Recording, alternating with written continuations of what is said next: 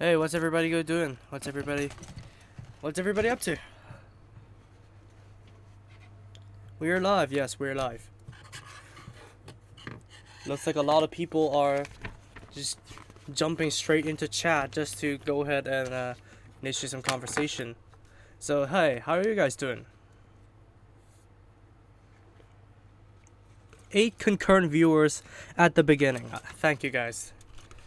Thank you guys. Thank you all. Okay. Hey, hey, hey, Second Soundwave. Hello. Hey, Raihan. Hey, Reaper. Hey, DJ Soundwave. Hey, Griffon. Hey, Alan.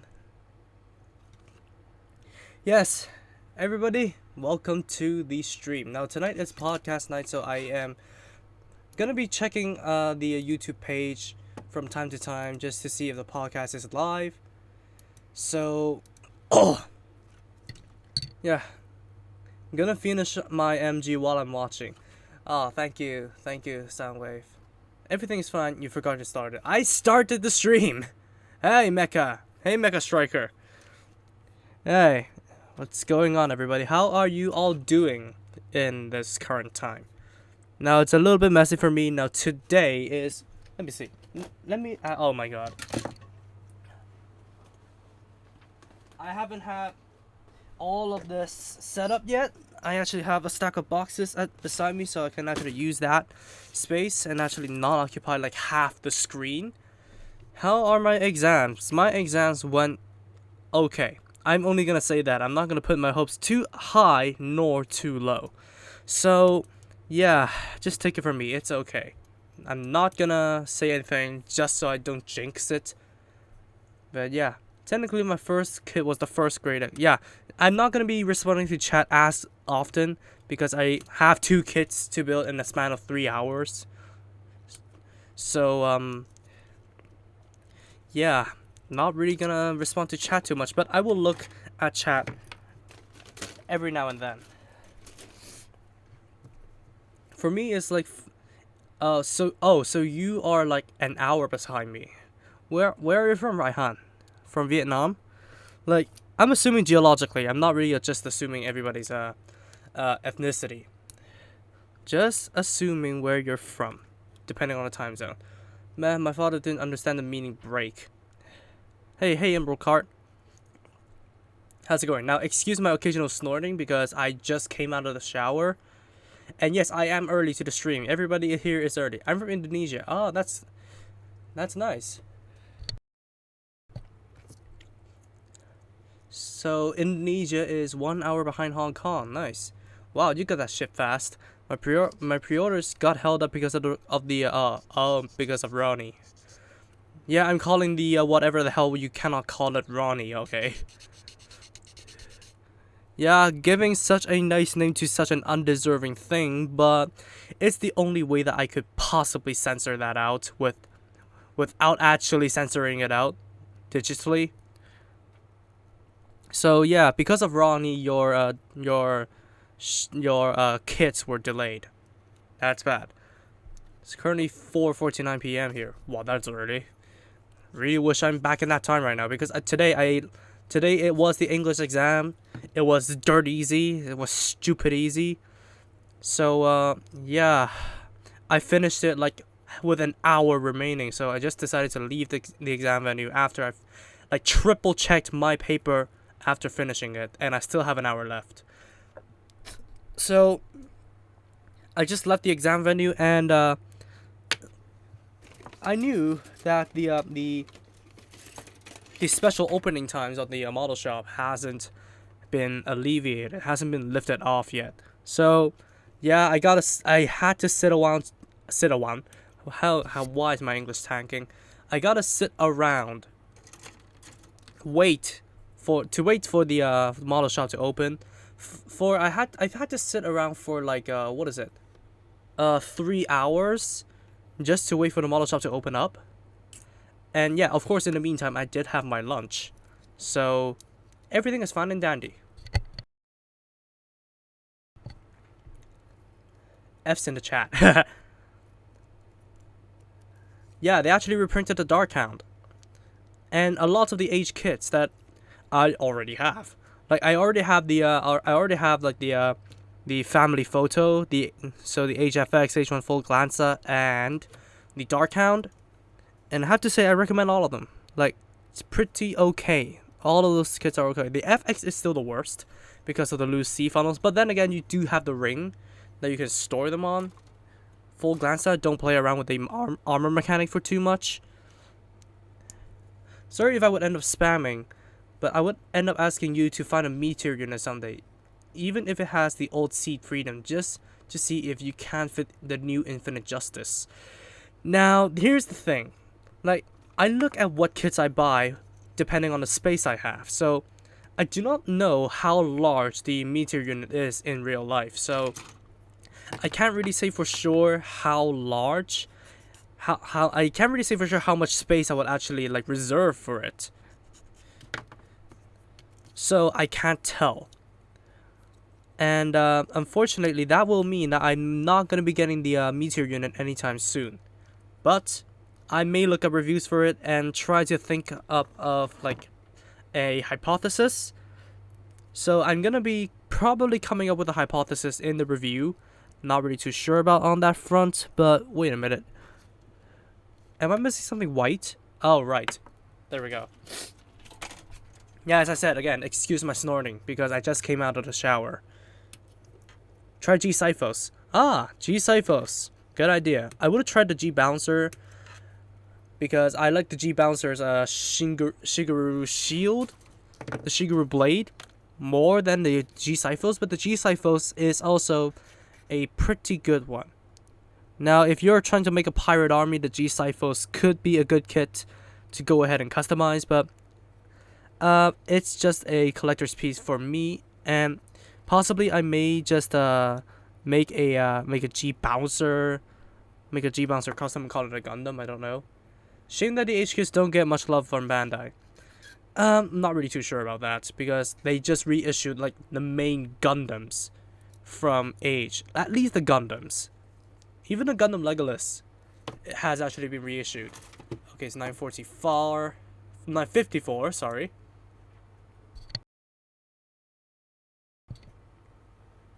So, podcast is still not up yet.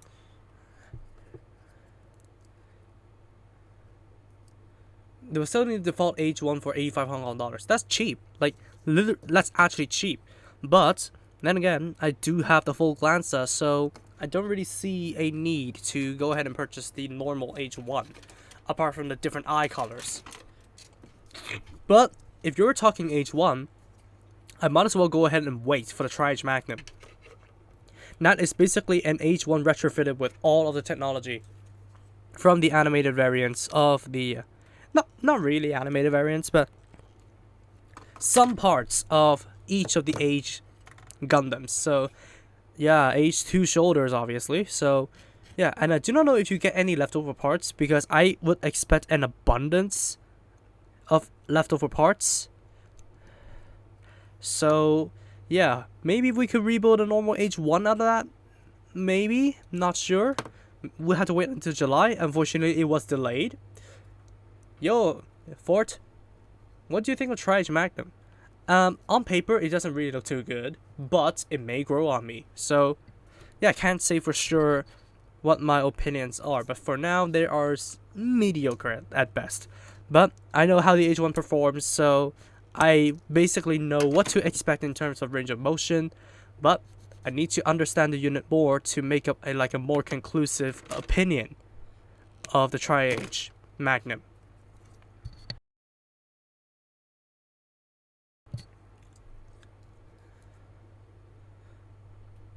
Oh, yeah, the H3 and HFX Master Grades gave us blue balls because they cancelled it. How does this chess piece work? Now, I'm trying to finish the Windam as quick as I could because, yeah, it does use the fine build technique, which actually gives me a reason to actually try to complete this thing quicker. And of course the Infinite Justice too, but the Infinite Justice doesn't use like a fine build. By the way, didn't you unbox the high grade FX burst when you started your channel? Wow, you digged into that history deep, man. Now, I was naive back in the day, and I just basically did like a look around at a box. I remember, and that's it. And the empty plates, I believe. So I didn't really remember what I did back in the day, but it wasn't good, to be honest with you guys. It wasn't good. Bye, I'm Jason. Need to sleep. Okay, nice having you here, Raihan. I remember your old video reviewing the Amazing Exia and Molotov tour. Oh, though, for frick's sakes. Try to not let me cringe, please. This is gonna be... I'm gonna rename the stream the cringe build stream. Digging up my history like that. How pitiful of me. Like, I knew I should have privated those videos. But anyways. Would you cringe at your old videos? Oh. Do you even need to ask? Do you really even need to ask? Of course I'd cringe at my old videos. Character development be like... sorry for hitting the camera with the plate.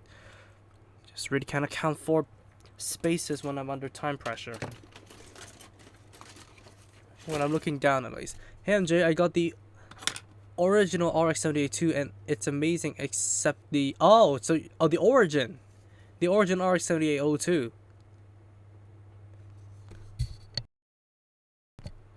Yeah, the shoulder cannon connection is mediocre, to be honest with you. But, yeah, I'm going for guns blazing for mine, so the cannon is staying on. The cannon is staying on. It will not fall off if you don't move it, so all is well. All is well. Congrats for Saturn armor. Yeah. Please keep quiet for once. Yeah, but I'm still going to be blabbering about random crap, so... You guys can go on, but just don't expect me to answer any questions.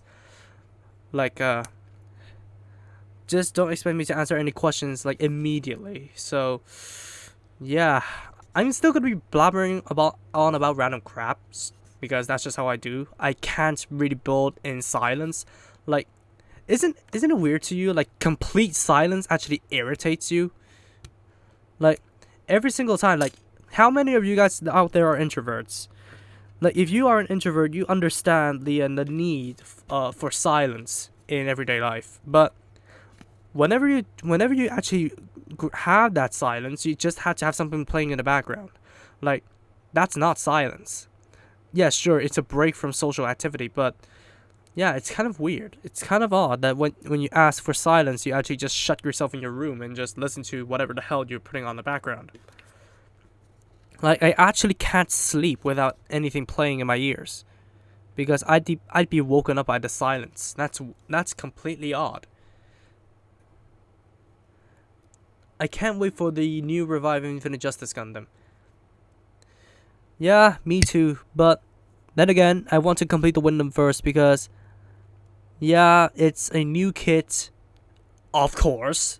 The Infinite Justice is also a new kit, but this thing we have never really seen in model kit form at all. According to my own knowledge, that is. Because I don't see a box art for any old type of model kit for the Windam. So, yeah, is this one actually the first time they actually release a kit of it? Because I don't know. I really don't know. Me too. I usually listen to YouTube podcasts as background noise when building kits. Same. And I usually just end up watching them. Oh, right. The podcast is about to start. Well, by the way, this is a different browser that I'm using onto stream because for some stupid reason Opera doesn't support streaming anymore. And it is possibly the reason why my last stream, when the Eurovision Gundam stream, was late, because I had to deal with technical issues. Oh, welcome back, Raihan. You can't sleep? Yeah, if you just want me to be like the background voice, feel free. Like, I'm here for like 3 hours, so yeah. I could possibly drag on to 4, but Man, I really want to play video games with my friend. Like recently, GTA was being put free on the Epic Game Store, and I actually got it, and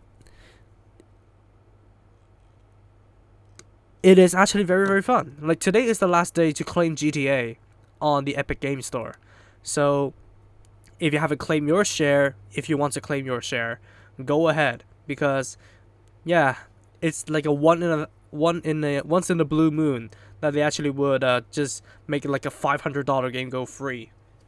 No, I'm watching to the end. Is the game placements good? They're okay. Nothing really too groundbreaking, but nothing really too different. So it's not better nor worse. That's what I'm gonna say for now.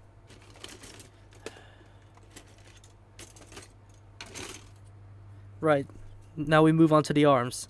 Now time to experience the second. Now time to experience the fine build a second time. I've only built one auto that uses a fine build technique, but yeah, I haven't really built many 30-minute mission kits. What's your favorite Gundam show?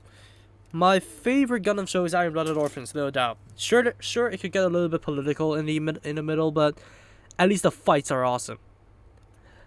And at least you can actually feel the hits. Like it is impactful, physically and emotionally. And the Gundam designs are actually good. Like, and it not only being like good Gundam designs, but they actually derail from the usual angular designs. Like for like a not for the for Gundams, like all of the Gundams prior to Iron Blooded Orphans look the same to the untrained eye.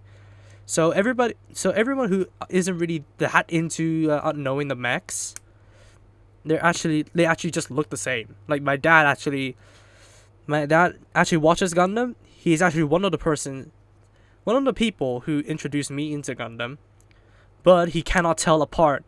For example, let's say I can't really think of a good example because you guys would just call him an idiot. But yeah, to him, every single Gundam is the same. It's the same looking. So Iron Blooded Orphans actually derail from that angular tradition. So yeah, really really nice.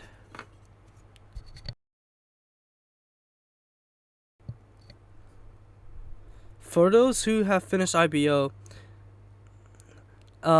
cringe at the last scene? Not really, but it is kind of expected. Like, which last scene are we talking about?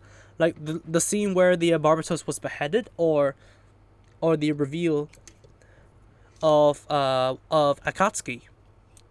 Like, it is kind of expected that they will actually conceive a child, so as to give the show kind of like a happy-ish ending, because he is going to die, or he was dead. Sorry for spoilers, everybody, but yeah, Mikatsuki died. So it only makes sense just to give the show a relatively happy send-off, just to brighten the series up a bit, like to not put Atra through the pain of not actually having a child from Mikatsuki and his death.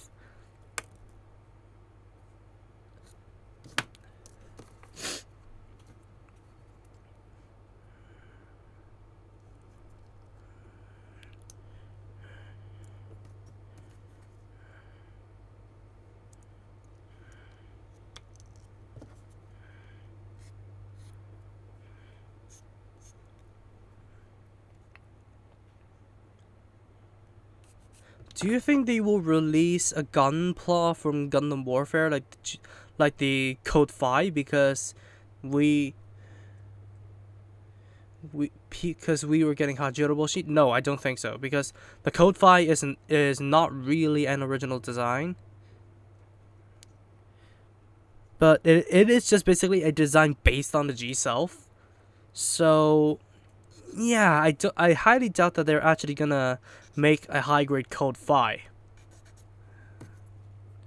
So yeah, we should not actually get our hopes up on that. Hajiro Boshi, on the other hand, and Marcosius is an actual original design for a non-breaker game. So yeah, they actually got kits because for some reason Bandai decided to make them, as but not the Granbury, Waljohanna, Altland, and anything else that is from Iron-Blooded Orphans Gecko. And let's not forget that they haven't made the other packs for the Gundam Dantalion so as to make the perfect cowl. They haven't done that, not at all. Oh, also Atra became a MILF. Yeah, I really can't see that. Not even after I watched the scene like dozens of times. Like I actually finished the Iron-Blooded Orphans season 2 like many times. I can't even be bothered to count. I lost count of how many times I actually finished Gundam Iron-Blooded Orphans. But it's just the fights, man, the battles, the sound effects, the music. Everything was spot on. Yeah, the story could have been falling a little short due to the political arguments that it is bringing up. But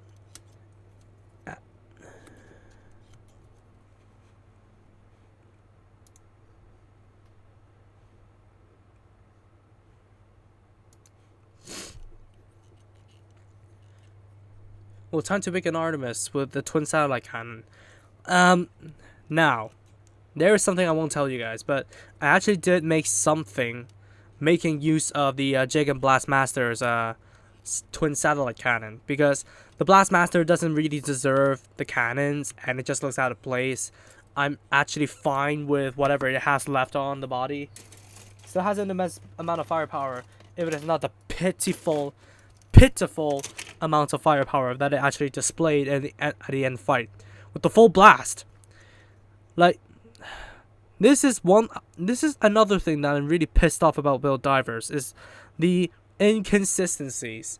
Like, they actually displayed an overwhelming firepower from the twin satellite cannon of the Jagan Blastmaster alone. Yet, the firepower of the Blastmaster in the final battle in full burst mode is pitiful.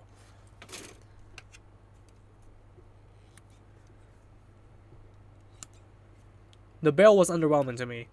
It looks okay. It looks chivalrous, which actually fits the bill for Agnika. Agnika. Can't really pronounce his name correctly in an American accent. But what am I looking for? 14. But the Bale, McGillis is just stupid. Why the hell did he throw away the second sword? Like, I can't understand why. Like, if he hadn't thrown away the second sword, he would have actually had a chance. I wouldn't definitively say that he would have won, but he would actually have a chance. His only sword broke, causing Gaelio to actually gain the upper hand. So he was just stupid. The Bale is actually an okay looking design, if not really kind of disproportionately translated to the high grade.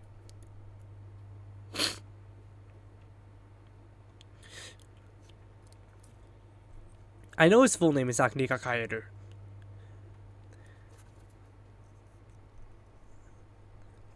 Bruh, Artemis was completed ages ago by Japanese professionals. I see. And it looks as though we're gonna be getting like a more Destiny-centric Artemis down in the line, because I actually watched some videos regarding the American talk that was held by GBGW, and they actually showed off like a piece of line art showing a what is it? A new version of the Gundam Artemis, which has the Destiny wings. So, we are possibly going to be getting a new story mission that actually gives us the new Artemis. Who knows? Maybe it's going to be called I don't know. Artemis is the goddess of the hunt, so I really can't come up with it like a witty name for the new Artemis.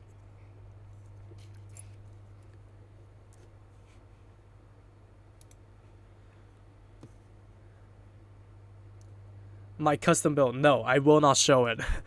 I will not show it. I am keeping it under wraps for now. But I'm gonna assure you guys, No, I'm not gonna reveal anymore. Other than I actually have done a custom with the Jeg and Blastmaster's twin satellite cannons.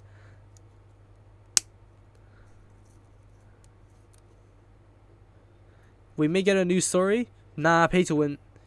Pay to win will be the case. The real problem is that the technology for the Bale, I guess it does make sense. I guess that explanation does make sense. Because the Chimeras is actually developed a lot like further down the line when compared to the Bale. Because the Bale is actually the first ever Gundam frame. If the model number doesn't indicate that clearly enough for you guys. But Chimeras, the 65th, no, I am having a lisp. The 66th Gundam frame. There we go. Finally got it out of my mouth. The 66th Gundam frame, yeah, it does have like relatively better technology when compared to the Bale. Like, the Chimeras Vidar is one of the forms of the Chimeras that actually appeared in the Calamity War.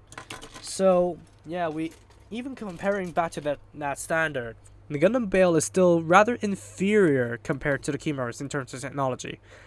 But Akinika is a beast, was a beast, rather. Sorry for my poor grammar. And he actually managed to kind of put an end to the Calamity War with two Bale Swords alone. Really wish there would be a movie illustrating that and all the other Gundam frames, but it will be a pain on Sunrise's part because we only have like what? Can't really count while I'm doing stuff. So we have a Bale, Barbatos, Gusion, and I'm counting mangas as the by the way, which counts the existing Gundam frames currently. So there's gonna be Bale, Barbatos, Gusion, Astaroth, Marcosius, and then Wall, and who's next? Gremory. And then we go to the 60s, so we have Flauros and Chimeras. And then we go to the 70s, which has the Dantalion. And also we do have the Gundam Sierra. So yeah, so there's 11 Gundam frames. It is going to be a pain for them to design 61 Gundam, like not 61, 51 I think. Wait a minute. My math is all over the place. So 61 Gundam frames. Yeah, it's gonna be a pain for them to design 61 more Gundam frames, and even more if the original forms of the existing Gundam frames weren't shown. So yeah, a Calamity War movie is not gonna happen anytime soon because they will have to design all 72. Right, move on to the feet, people. Let's move on to the feet.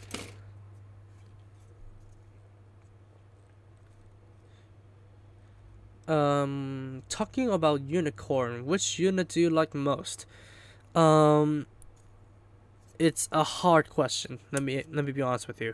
Like my initial answer is gonna be the Fennex because it is actually the new one and the most mysterious one, and also does have a good design, good armaments, and all that kind of stuff. But Unicorn, and I'm not talking about any old Unicorn. I'm talking about the perfectibility. But if you have to let me choose between the three base forms, the Fennex, no doubt.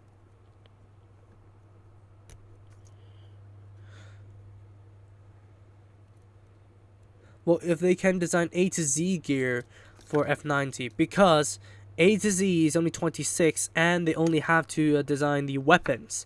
Gundam frames are basically like a full mech design, so they actually need like 72 full mech designs in order to make the Calamity War. And also all of the Valkyrie frames and the what else?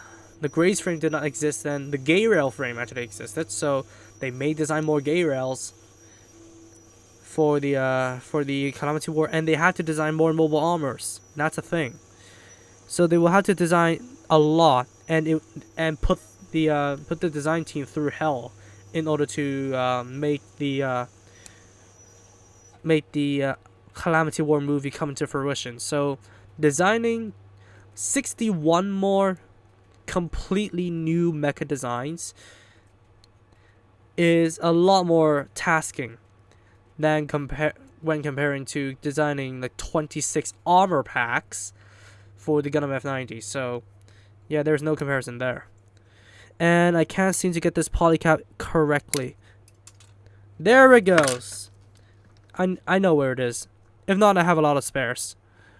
So don't you worry. I have a ton of freaking.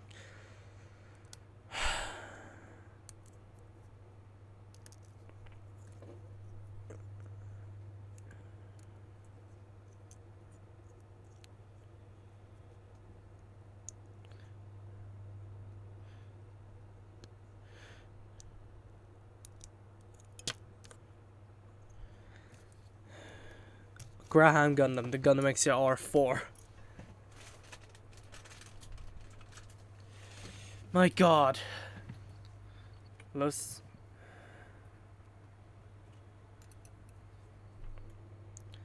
I just want one new Gundam. Belial will be nice, and oh, Belial, the master of deceit. Yeah, but it would be nice to see like the most ominous, the most evil of the demons get their Gundams. So Belial, Asmodeus, and Sierra, we still don't know the design. So actually, they have 62 Gundam frames to design. Like, of course, we do have the angular design that only existed as a concept art back in the day, and we still do not know who that is. But I'm guessing with such like angular design and not a sharp design, my guess is that Gundam will not be Sierra.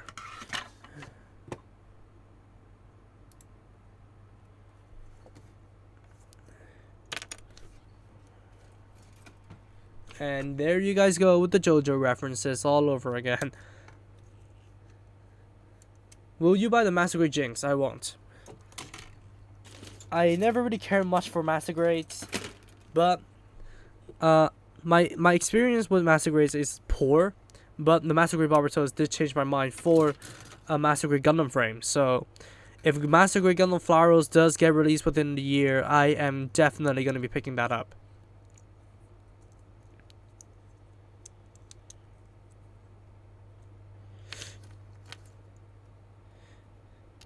Yeah, I know IBO's story is hard to visualize.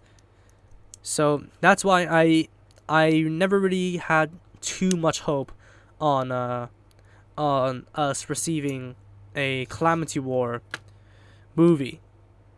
But if they actually went ahead and did it, I would not mind. Here's hoping for Master Grade Vidar or Bale. Bale. Definitely Bale. OG for the win, baby. But the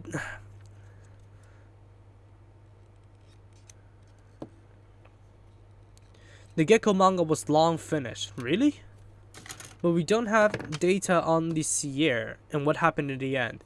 Nobody translated the manga after chapter 4. Well, the Gundam Sierra was mentioned by one character. And it is actually being confirmed to be the Gundam frame that actually took away RG Mirage's family. So, yeah, maybe we will see the design for Sierra in the future. Not really too sure on that front. But here's to hoping. I believe the VA for Garrett is also the VA for Kira. Please, somebody check that, please. Can't really be bothered right now. It's 36 minutes. I'm already in the feet section, so we are doing pretty well, guys. We are doing pretty well. If they're gonna animate Calamity War RBO, I bet it's gonna be us. Please no. But we never really saw the original design of the Gushin.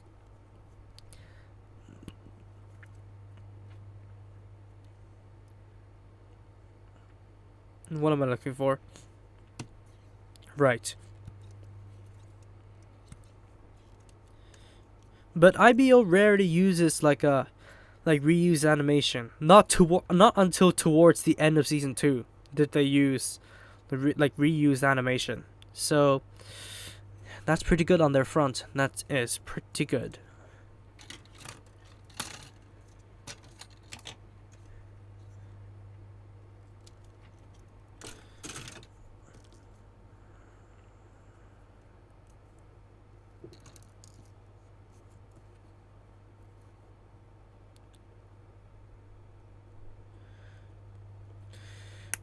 Right.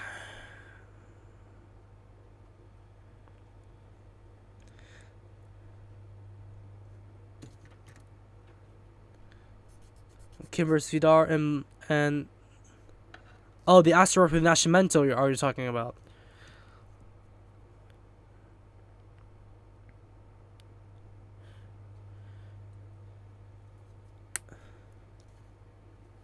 Hoping for a conclusion that connects the main story and Gecko, not Calamity War. That would be easier to execute. That would be easier to execute without a doubt.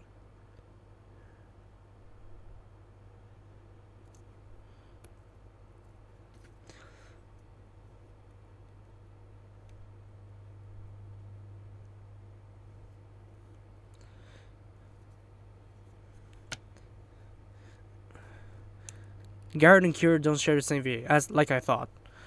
Because Garrett is a hothead. What am I talking about? Do you think Hajinoboshi is gonna be a sticker hell like Marcosius? Probably. But less hell-ish. I think like most of the red sections again are gonna be stickers, especially on the back. Like the butt thrusters, but here's to hoping that they actually don't go down that path. But yeah, Hajinoboshi is gonna be one of my birthday kits that I buy for myself. Poor me. So yeah. So hopefully it doesn't really ruin my my mood for building it, and hopefully it doesn't have like too many missing color wraps. Like the Marcosias, I actually spent like an equal amount of time painting than I did building. So hopefully the Hajinoboshi will be better.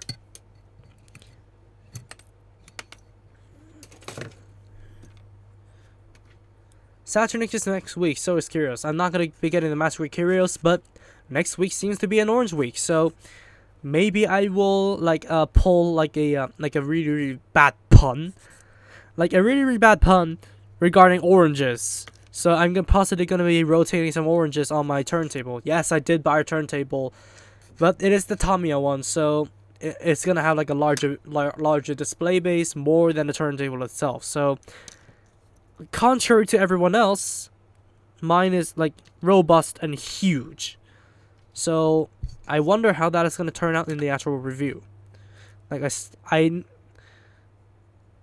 I still need to experiment on the turntable camera angles during my reviews. So the Infinite Justice and the Windam are going to be my test subjects for the turntable. So hopefully you guys will enjoy the like automated spin arounds.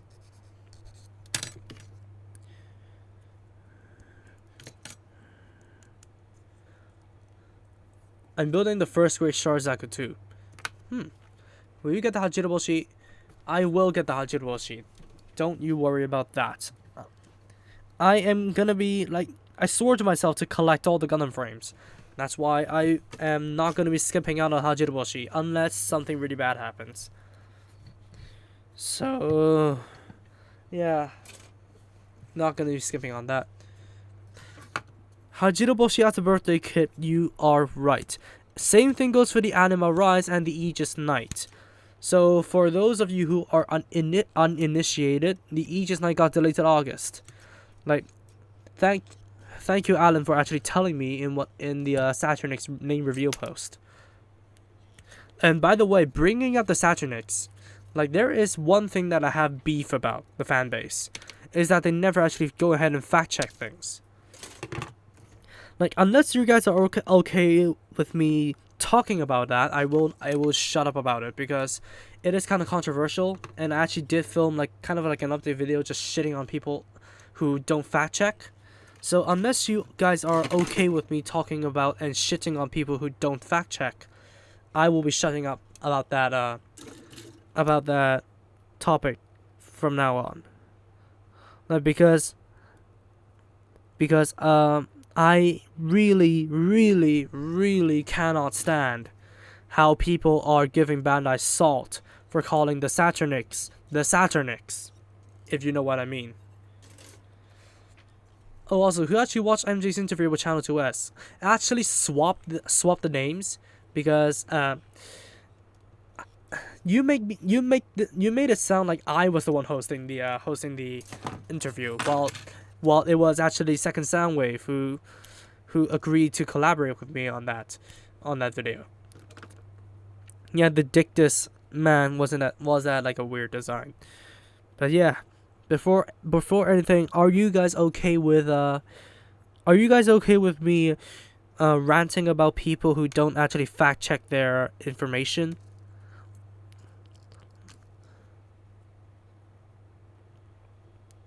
Like, if you guys are okay, then I'll just go ahead with it.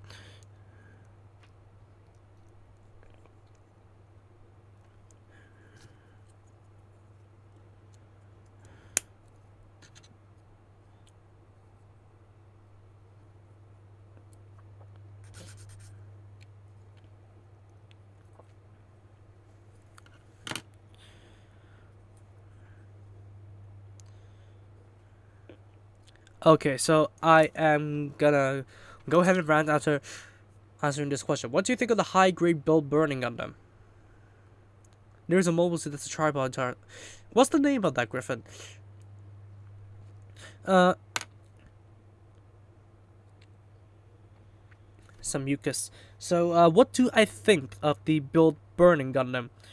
I think it is a pretty okay kit. However, I do not know if the reissue actually fixed any issues, but my issue with my build burning Gundam was the shoulders. The shoulders, they actually use this kind of like a new-ish type polycap, so they will never stay on. The arms will never stay on. Not until like the Gundam Portent actually did those polycaps well that I actually started to appreciate it. Steel 7 was weird. Okay, so on to the ranting. Like, once upon a time in a galaxy far, far away, there was a photo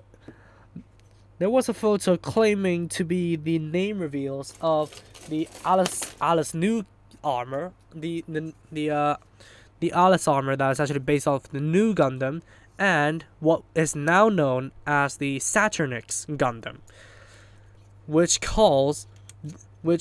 actually claims that the names of the Alice new armor is called the fake new Gundam and the Neptune Gundam respectively. So I went ahead and checked the official Bandai hobby site, and I only saw new exterior item 1 or whatever the specifics were, because I don't remember specifically what it says, but it never revealed a true name. Yet everybody said that it is official. And everybody just got accustomed to calling it the Neptune Gundam. That is one thing I'm really pissed off about.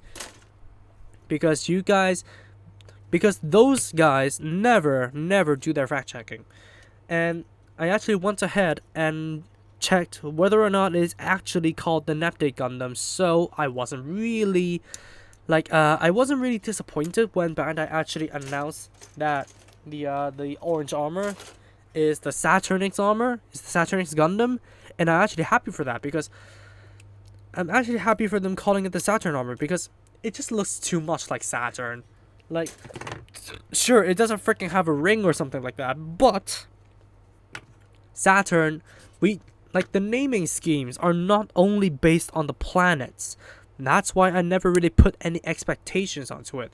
Like, I actually went ahead and did like a far-fetched guess on why the hell they may possibly call what is now known to be the Saturnix Gundam to be the Neptune Gundam, is that they named the armors after the element Neptunium. So yeah, I went ahead and did my research on chemistry just to go ahead and BS my way out of possibly calling the orange armor the Neptune armor. But unfortunately, my research was in vain. But fortunately, though, my guess was correct. That pissed off almost everybody, because the Saturn armor, they expected to be the one with the ring, but it isn't. And they actually shat on Bandai, not directly, but in the name reveal post, a random Instagrammer. They actually shat on the post for Bandai calling it the Saturn X Gundam, and I was just face palming really, really hard, like time after time after time. Like, those guys, please just freaking take it for what it is. Like, it's Bandai. They can call their Gundams whatever they want. Hell, the Gundam G Lucifer, I never really forgave them for that, but I took it for what it is, because it's their own name. Like, let's not take like extreme examples into account, but yeah, they expected the one to be the ring, and I do not know why people are just throwing salt at Bandai for calling it the Saturn X Gundam. Just take it for what it is. Like, if anything, the salt is actually just created by yourself. Like, the damage is actually done to yourself by yourself for not actually fact checking and actually be growing accustomed to calling the orange armor the Neptune armor. Like, it's your own fault for not fact checking. It's your own fault for taking whatever you first hear and see as fact.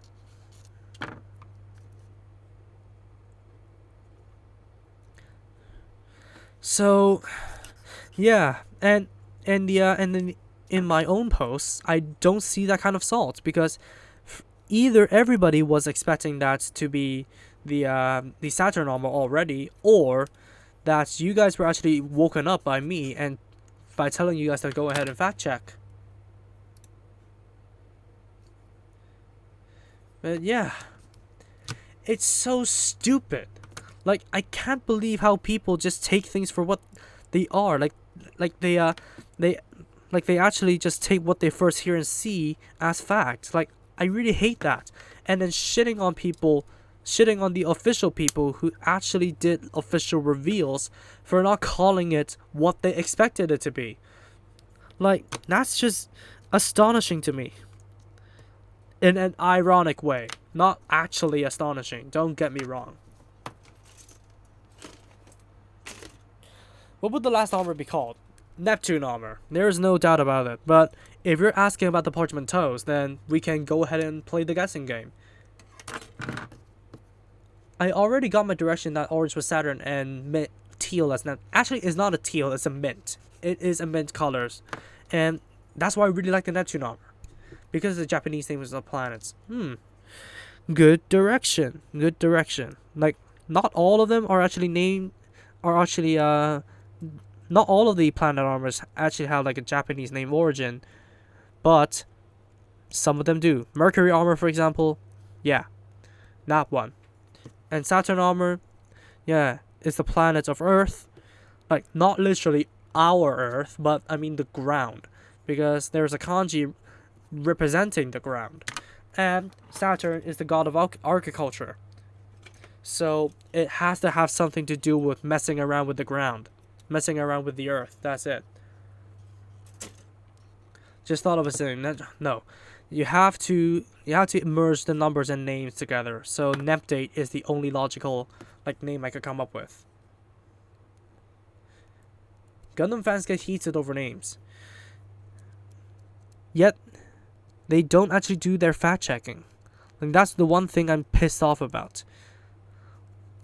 I have to personally go ahead and clean up that Instagrammer's mess with as much as I could, so that people don't get their expectations high or just don't get misled.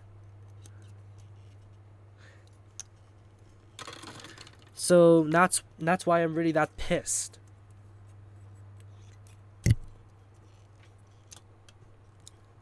If the Uranus armor is for the sniper, then what's the Earth armor for? General combat. So basically, the Earth armor is for general combat. So for example, short to mid range combat. Using mid range for its rifle, blasting people with the blast shooting mode. Oh, nice for having you, DJ Soundwave. And it can access the beam sabers and also has a shield, among like all of the other planet armors which do not actually use the shield.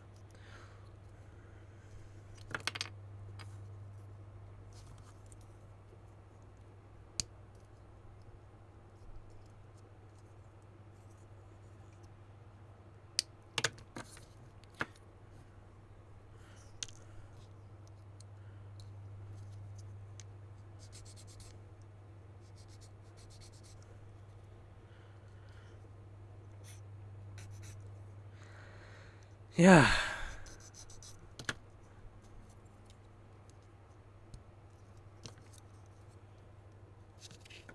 Okay, now we're moving on to the waist.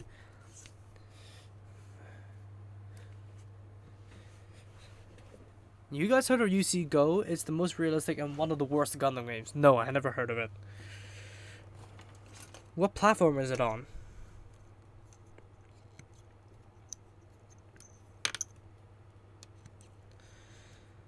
Oh man.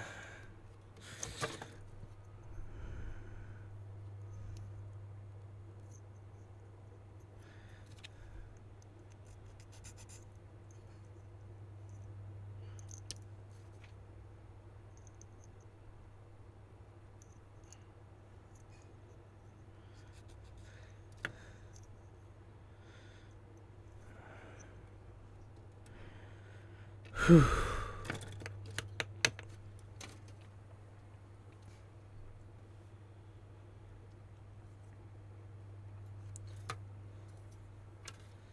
Yeah, I get the origin for why the Uranus armor is called the Uranus armor. What's my favorite Gundam game? I never really played one of them. Like all the Gundam games that I played is actually New Gundam Breaker and Gundam Breaker Mobile. I really want to get a PS4 just to go ahead and play Extreme versus Master Boost On when it comes out on that platform.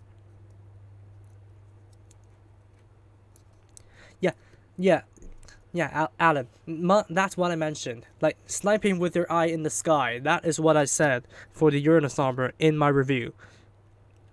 Like, it's in the beginning because I really do not want, like, I really do not want to give you guys a lesson every single time I start one of these reviews. So, I just try to include it in my witticisms. That's all. Check the GC.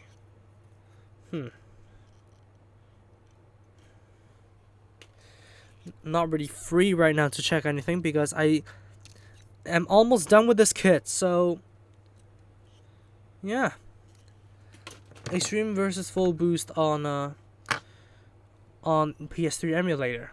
And that's nice to hear. Maybe I might be able to go ahead and grab it.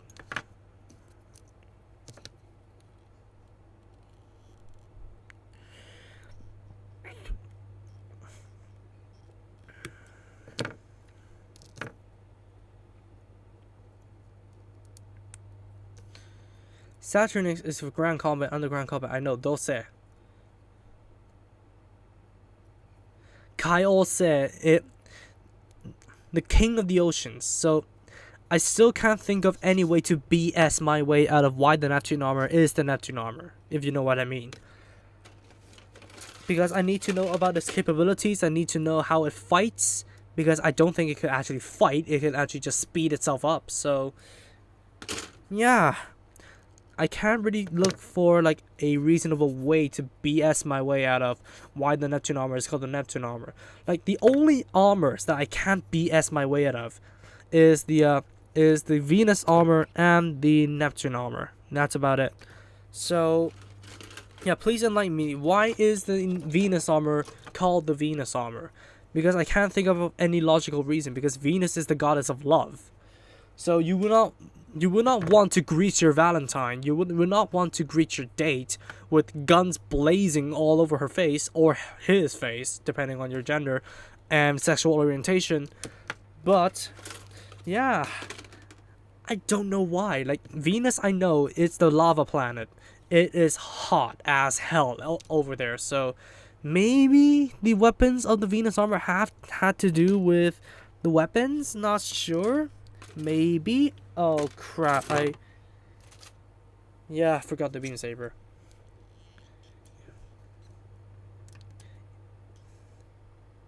Kai Ol Se, as in Sea of Stars.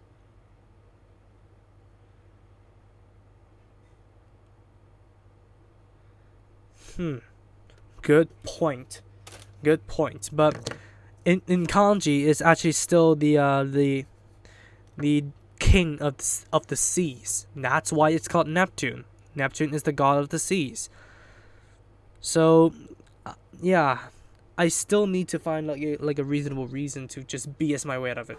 Bye guys, it's like 9:42. Wow, you sleep that early. But anyways, it's nice having you, hi, Raihan.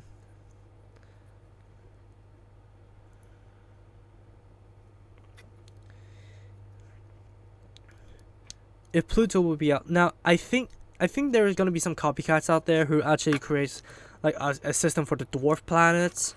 So Pluto, Ceres, Eris, Setna, those planets. So maybe we will get Pluto in the future. I'm not really too sure, but Pluto should never be included in the official planet armors. Like if anything, it should be a dwarf planet armor. So possibly something like the On-Rise armor. Make something like that and call it the Pluto armor? Not sure. Because Pluto is no longer a planet. Unfortunately. Oh, forgot a polycap. Kinse, which is the metal planet. That's what I said. Like that's what I said to my friend and he didn't believe me. Like Kinse, the metal planet. Heavy bombardment and armor is V2's key feature. Connecting to metal. Yeah, so that means I only need the Neptune armor's explanation. Now, Mercury armor, Suise, underwater diving, all that kind of crap. V2, we just mentioned. Earth 3, it is the bare bones, like the bare bones Gundam, so most generic one. Hence, most generic weaponry. And since Earth is like where we always start in video games, so it just has to be like in the middle.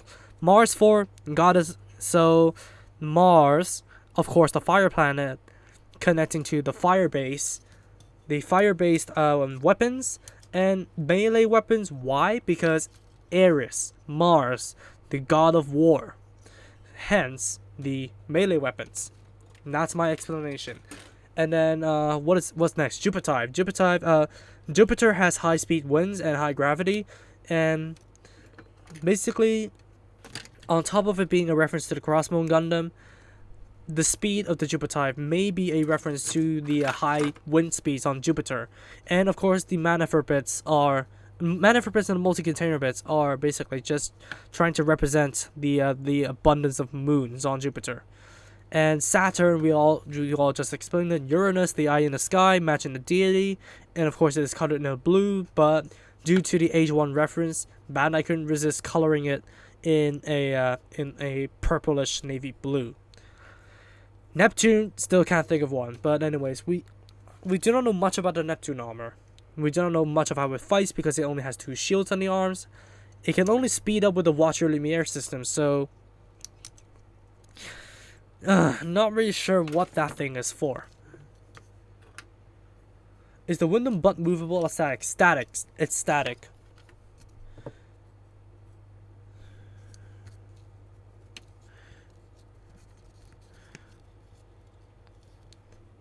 I'm back. My mom said I can watch the stream just not too long. Oh, nice. Really nice of your mom there. What am I doing? Oh, 820. Wait a minute, what the hell? Oh, it's under the sticker sheet. Didn't the Stargaze's Watcher Lumiere have those ring things? Yeah, it does have rings. The watch were...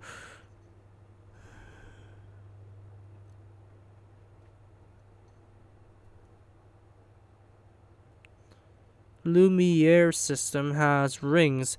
And by the way, if you guys are complaining about why give rings to Neptune but not Saturn, Neptune does have its own rings. So no more complaining about why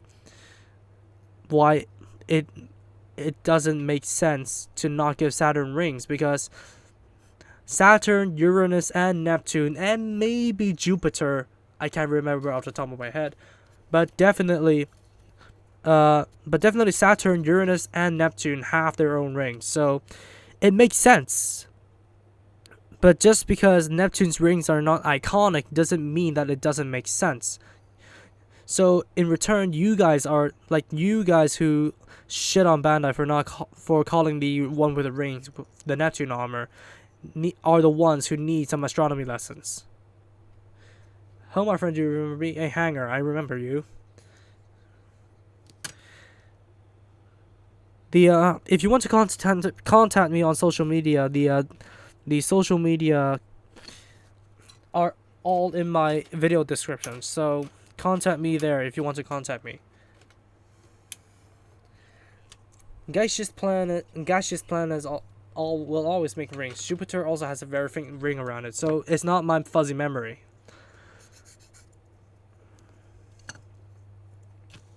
Wrapping stickers are the worst. I agree, but what could I do?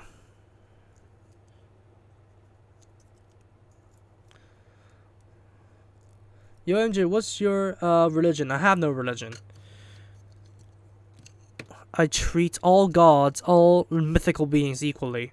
So I don't treat I don't really know much about religion, so I really do not want to go ahead and throw in some uneducated examples. But I do not have a specific religion, so yeah, I'm neutral, you can say.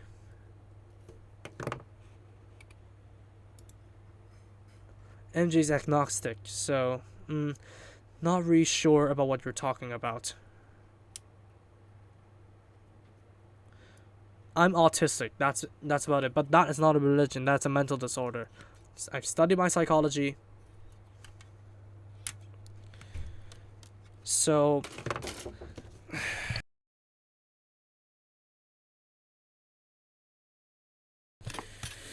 well, I guess there's food for me.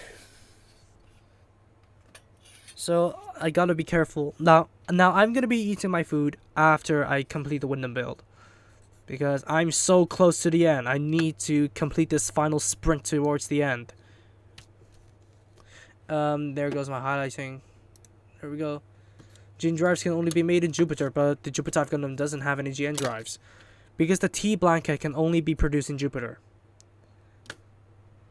Pass me some food. Any thoughts about Anima Rise? Still same old Core Gundam, but the colors are better. It's a bit more fresh to me, so yeah. I am liking the Anima Rise. Agnostic means a person who claims neither faith nor disbelief in God. But my case extends to all mythical beings in general, because I love to look into mythology, although I didn't really look into much right now because I already ran out of content to look into. But then again, yeah, I am named after a god, believe it or not, but I'm not going to tell you guys my real name yet,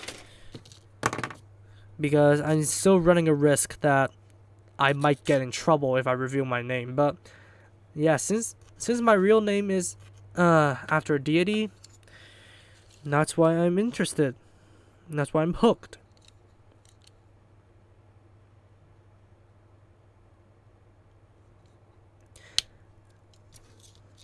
How often do you see an HG with buff flaps? Never. Not never, but the just moving buff flaps just to get out of the way, not much. The Sandrock does have one, weirdly enough. Anima Rise might be the final. No, Anima Rise is not the final armor. If you are talking about armors in general, then your focus will have to be on the On Rise armor. But if you're talking about the final Core Gundam, possibly. But We all know Bandai. They will try to shoehorn in another Core Gundam design just to milk more money out of us. Yeah, that's how they will do it. They'll try to shoehorn another Core Gundam into the mix. Try to come up with a BS reason of why it is canonical and why is it not Hiroto's Core Gundam. Then go ahead.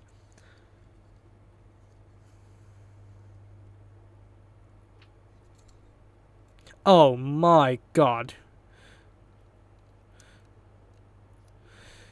Oh my god, folding stickers are the absolute worst.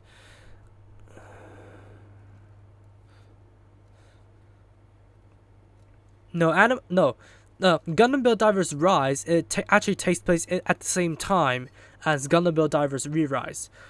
Now there is like a PDF preview of the first few pages of Gundam Build Divers Rise online, and the first few scenes actually depict the first battle between Hiroto and the survival mission boss. And actually, the Core Gundam Rise and the Fight Gundam were in that battle for some stupid reason, because we only saw like 3 names, including Hiroto's, light up in the survival mission board when the timer is 22 minutes left.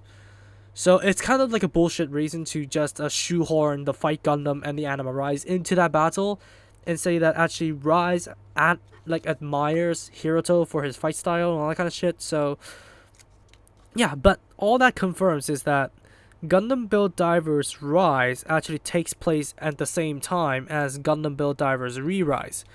I just don't know what the premise is going to be about, because we only get the first few pages of preview.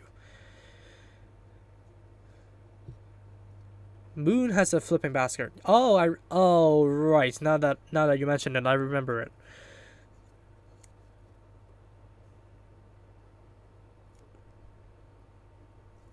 Okay, we are in 2020 and we do not have... Yeah, unfortunately. Do you have that PDF? No, it is online. It is online. Like, I do not remember the website that it is actually put on, but yeah, it's online somewhere. I believe the book preview of the Gundam Build Divers Rise. Not really too sure, but it's on the internet somewhere.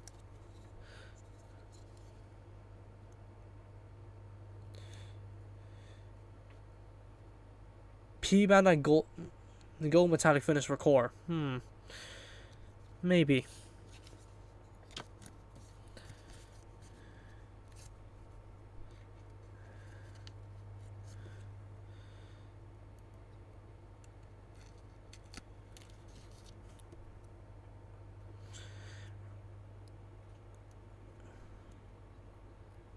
I know Rise is an L diver. I know that, and the Core Gundam Rise is actually his real form in the real world.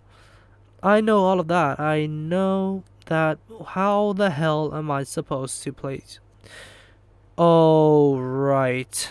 Right. Anyways, gotta go, guys. Nice having you here, Olsen. You're sleepy. I'm sleepy too. I'm really sleepy. I almost dozed off before dinner while watching television.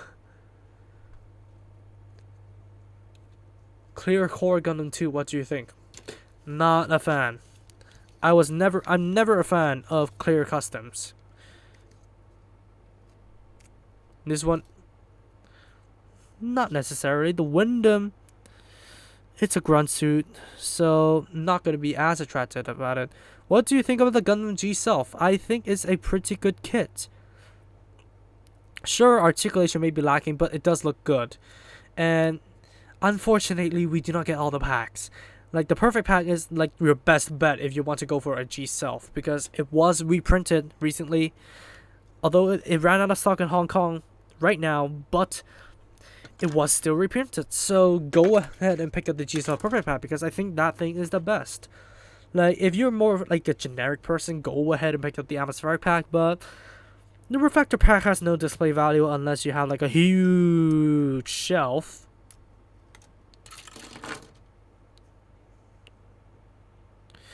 And we do not have the tricky pack nor the high torque pack. We only have the assault pack, which still you need a huge amount of space in order to put that in, just for the assault pack.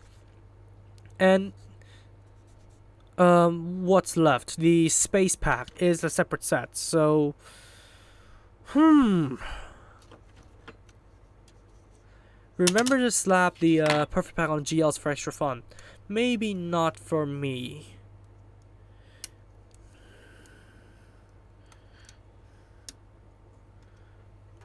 Is the backpack of the Windam good for a custom? Yeah, but I don't think it's gonna be as good of a custom for like more modern kits because excuse me. Obviously, this thing is a striker pack. I know there is a reflector pack by P Bandai, but as I said, you will need a huge amount of space in order to allow for that thing to have any display value. Because what's the point in folding out the reflectors if you bought the reflector pack? Of course, you will want to display it folded out, but then you need a lot of upward space in order to what? The leftover thrusters is bothering me. Excuse me. But you need like a large amount of space upwards in order to open up all the panels and have that thing be displayed. So that's why it will not recommend the reflector pack, and that's why when I actually found one of those, I never picked it up. Am I missing something? Oh, right. This is the shoulder thrusters. Bye, my family's all asleep, so I'm scared to be alone. I'm going to sleep. Oh. Nice having you here, Raihan. Windam looks kind of like the little brother of the dual Gundam. Good point. Good point. How about a perfect strike? P Bandai. That is possibly going to be P Bandai. If the perfect strike actually gets a revive, then it is going to be a P Bandai. There's no doubt about that. Oh, this thing used the ball jointed shield. Nice, so you can actually mix the Mudrock pieces with the Jet Windam. Tomino has been redoing G-Reco into 5 movies, and now I wish they continued the high-grade Reconquista line. I really want my Arcane full dress. Yeah, it's kind of a shame that they didn't like release the full dress of the G Arcane, because yeah, it removes the transformation feature, but then again, it's the final upgrade of the G Arcane, so why not? Is the joint like Leo's? I'm not really sure because I never rebuilt the Leo, but it is actually like similar or the same as 30-minute mission kits, so take that for what it's worth. Like, because I never built the high grade Leo and I don't plan to get one anytime soon, but all I could tell you is it is the same build mechanic as the 30-minute mission kits. Okay, thanks. Do you think that the weight of that backpack would interfere in action poses? Maybe, but it's mostly hindering towards the back, if you're talking about the perfect pack, that is.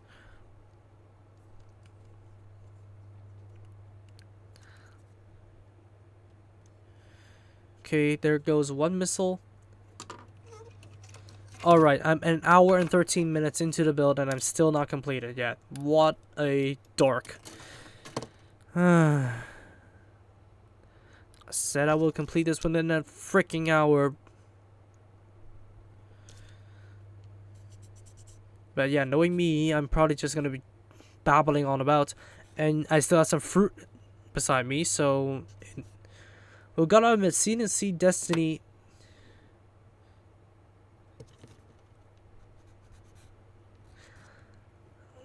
Yeah, Seed and Seed Destiny designs are some of the most awesome designs, but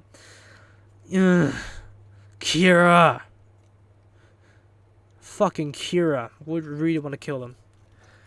Really want to go freaking kill him. Okay, there's the jetpack done. Not really sure if this is the way that it's supposed to be stored, but whatever. That's the way I'm gonna store it. Mine in a neutral pose.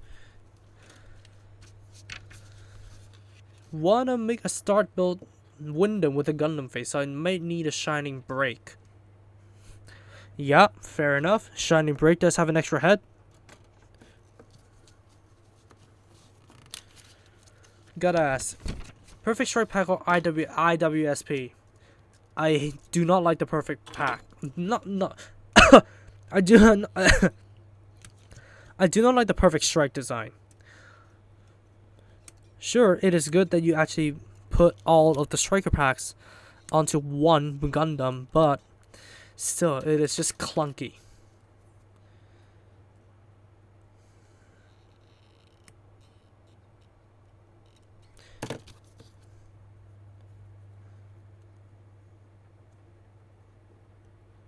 But I don't think the full dress will get in the way of the full transformation gimmick. Imagining that the skirt funnels could make for wings better than hot scramble.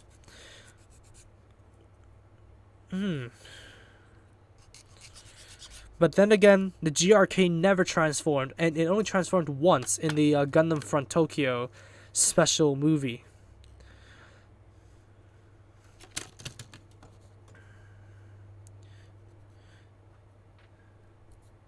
So yeah, I don't really think the GRK actually needs that transformation mechanic. They just actually want to shoehorn a transformable design into the Gundam, into Gundam G-Reco because it is obligatory. So they just went ahead and did it, but never allowed the GRK to transform. So yeah, you can just omit that feature altogether, and Bandai, please go ahead and make the full dress.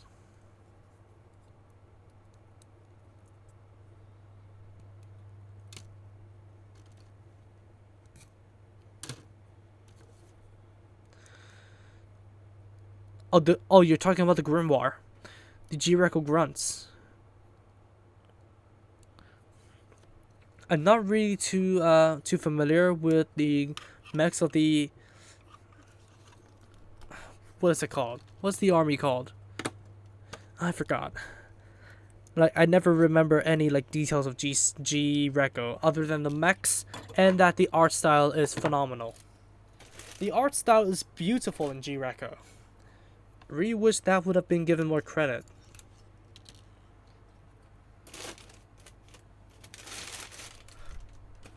RG Delta Plus? Please no. Please no. I would not want to relive the nightmare of the Delta. Of the Zeta Gundam. Pirate Corps and American Army. Ah. I always kinda got that mixed with American Army. Like American Army. Now I'm gonna remember it. Thanks.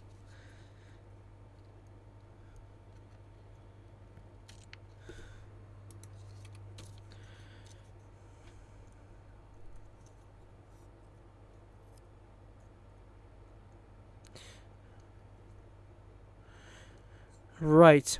There are all the accessories for the Jet Windam done.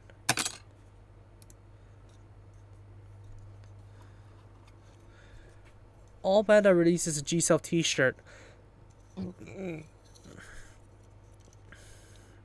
Crap. I got that messed up.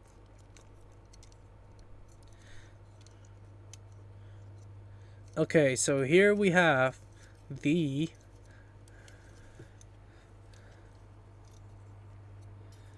Jet Windam. I must say it looks pretty nice. It's really, really nice. Like, the helmet reminds me of something I'm not really remembering. It reminds me of Master Chief, to be honest with you guys. The RG Unicorn is too solid for its own good, so yeah, maybe I would not recommend that kit, but it did get better over the times. Yeah, it reminds me of Master Chief with a V-fin, with a jetpack. So yeah, but it does look pretty good, and didn't bother to cut the beams out. and articulation is pretty good. It is pretty sturdy, and the jetpack, you of course can use it for customization. But the folding wings, I'm not really too sure how it's supposed to work. Oh, so it either flips it down or just flips the wings down. I get it now. Yeah, the stickers, man, the process of putting them on is poor. Very, very poor, but still pretty nice looking, to be honest with you guys. So here is one of the two kits done. Yeah, the missiles are all gray, so the tips must be painted. Is the shield mechanics like that of the Savior Gundam? Nobody remembers the Savior Gundam, but I have never built a high grade Savior Gundam. Hopefully that will get a revive because we did get the Freedom and the Impulse. So maybe Bandai, please either give us a revive version of the original Justice Gundam or a revive of the Savior Gundam. Please. Windam Spartan Custom? Sure, why not? Because this helmet reminds me so much of Master Chief. Yeah, please. Somebody out there, make this thing into a Spartan. Give it like an assault rifle and something like that. And there goes the leg thrusters. I believe that is just my fault. With the innovation of the RG4... Oh, please, stop mentioning about that. Right. Now it's time for the intermission, because I have some food. Ah, god damn it. There goes my lights. Ugh.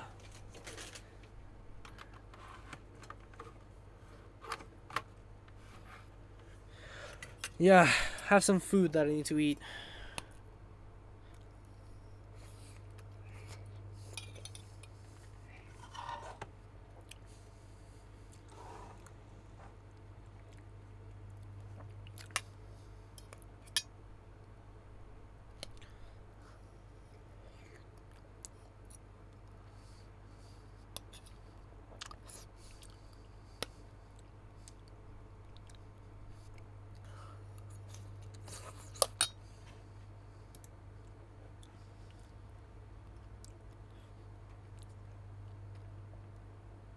How did this live build become a mukbang channel? Well, no, I don't know.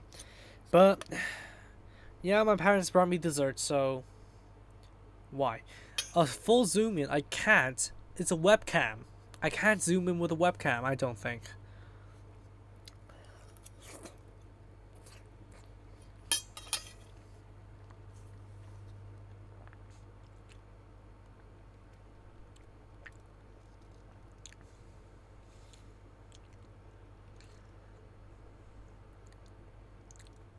Here it is.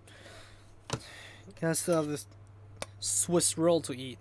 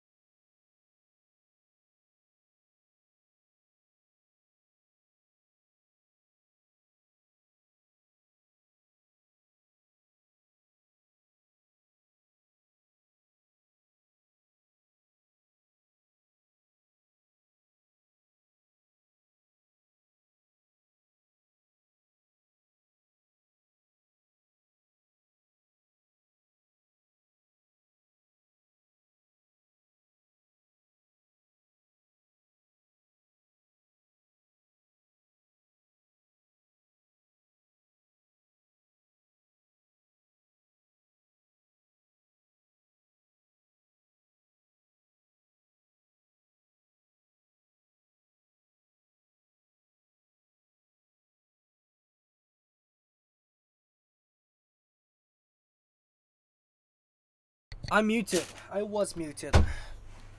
Just do not want you guys to hear the door. Right, I'm back. I am back, but not in black, unfortunately. Regarding the Gundam game and emulation earlier, full boost on PS3 EMU. On PS3 EMU runs about twice. Well, it runs about half speed at best, but Gundam vs. Next runs perfectly in PPS's PP on both systems. Yeah, I ran that, but I can't understand a single word that is written there, so yeah. But anyways, here is the Jet Windam done, and let's move on to Kit 2. I could get rid of this box right here and now. Let's move on to the Infinite Justice Gundam. Yeah, boy. This building spree, oh my god, like, there is no wonder I do not have a backlog. Like, it is because, like, I can build kits so damn quickly that, there is really no, like, there's really no, there's really no room for me to have, like, a backlog. I really wish I have a backlog, by the way, so as to get through quarantine. It has an English patch. Oh, really? Oh, yeah, the menus had an English patch. I actually downloaded the English patch and tried to play it. And I had to say, wasn't really too attached to it. Yeah, it is way more fast paced than the new Gundam Breaker, but I still prefer like the extreme games. And of course, I like the extreme Gundam, so why not? But I actually did try to play Gundam vs. Next on my device, on my phone. Runs pretty well despite being on a phone, but I'm not really too attached to it. Like, what am I looking for? I'm looking for D2. Sadly, the saver got decimated. But maybe, just maybe, where are my files? Where's my other pair of tweezers? There we go. Maybe, just maybe, the Aegis Knight may indicate a revival for the Savior Gundam, because the transformation looks more like the Savior than the actual Aegis. Or learn Japanese. Maybe I should. Since my exams are over, I have way more free time on my hands. Maybe I should just go ahead and learn how to read Japanese. I know how to speak Japanese perfectly. I can actually survive like a week in Japan, because yeah, I did have a trip there last year. Yeah, it literally is last year, because I went there on the 8th of June 2019. So I actually have proof that I could survive in Japan with the current Japanese that I know. And yeah, let me look for something to watch, because I can't really stand just listening to myself talk. But what should I watch? That's the question. There we go. Let's go back to the live studio. If you already know how it's spoken, it's a breeze. It should be a breeze. Well, my browser is very, very slow.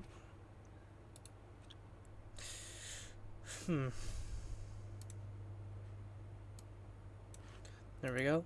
Let's go back to the studio. Katakana is easy to learn and most game menus are written in it now. Or combination of Savior and Aegis. Aegis now has a 2-stage. Yeah, but the claw mode is actually shoehorned in. Is actually just made to look like the Aegis. It is inspired by the Aegis, but I don't think by any conclusive, it isn't fully based on the Aegis. That's what I'm trying to say. And what the hell is happening? Did one of my tabs just freeze? Did both of my tabs just freeze? Like, Brave is messing up right here. Like, I'm using Brave, like the browser Brave, just to stream because apparently Opera GX doesn't support YouTube streaming anymore.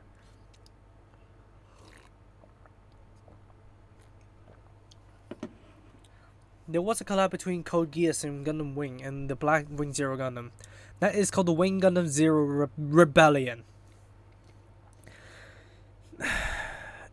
It's just a color custom, nothing really special, and basically it's probably just a pun for a character named Zero to pilot the Wing Gundam Zero. That's basically just a pun.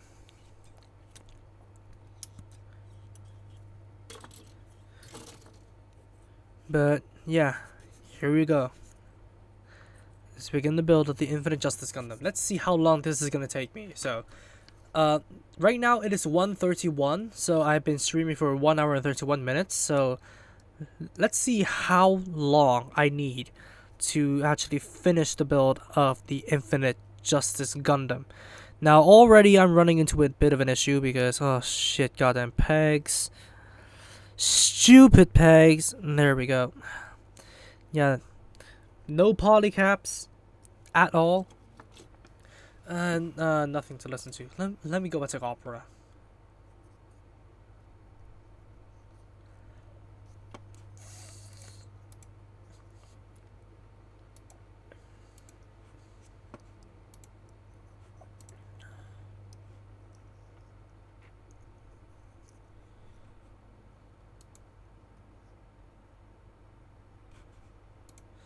What am I doing?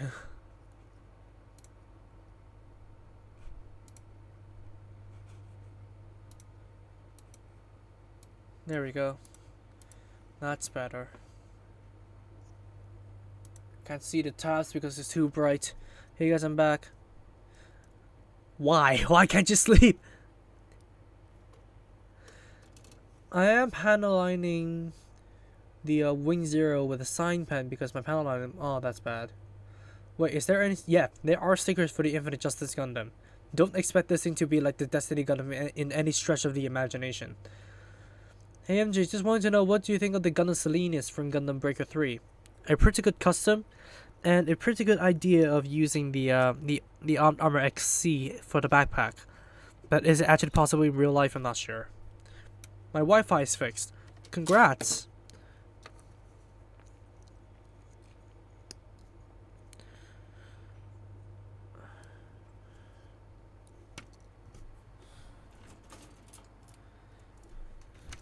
Right. Now it's my turn to catch up to you, Soundwave. How far is the build? How far have you delved into the build of the Master Grade? Yeah, I know it's unfair. I know it's unfair. I know it's unfair to like compete with a Master Grade builder while building a high grade in terms of build speed, but yeah, just interested. Yeah, the Windam is pretty good. Like, as far as I am aware, it's pretty good. But, of course, I can't really interact with it much because I do have a second build. Almost done with the backpack. Oh! Well then, not even my super speed can actually catch up to that with the high grade. So, yeah. I suppose I've been building it for a while, so I understand. But, I have been holding off for this build until the stream starts. I actually thought of giving up once, like giving the stream up because Opera isn't really because Opera does not support YouTube streaming anymore. So I really just thought of giving up, but then again, I finally understood it's my browser that's a problem. Making the gun turrets on the top. Pretty good to know. And of course, we immediately run into stickers. But the stickers of the Infinite Justice Gundam are just like so. Not much. But then again, black stickers of events. Also, I finished my PG Astray in 2 months and it's gold. Never built a PG before, but I fully bet if I just skimp out on meals and sleep, I can finish it within like 8 hours or something like that. But maybe not, because the real Great Unicorn Gundam, maybe because of my ADHD, I'm not sure, but I was distracted by the mechanics. I actually took half a day to build a Banshee Norn. And I haven't really kept track on how long it took me to build the Barbatos. The Master Grade Barbatos.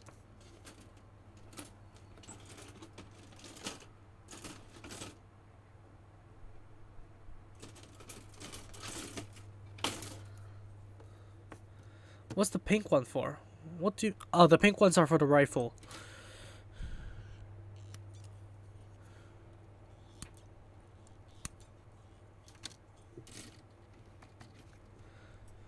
But the nubs on the katana suck. I could imagine. Is it chrome? Is the perfect grade katana chrome? I miss the glider function of the backpack in the Infinite Justice. Wow, your first one is the real Great Unicorn Gundam. That's a high order. That's a very high order if the first kit you ever build is a real grade. Not to mention the Unicorn Gundam, which can transform.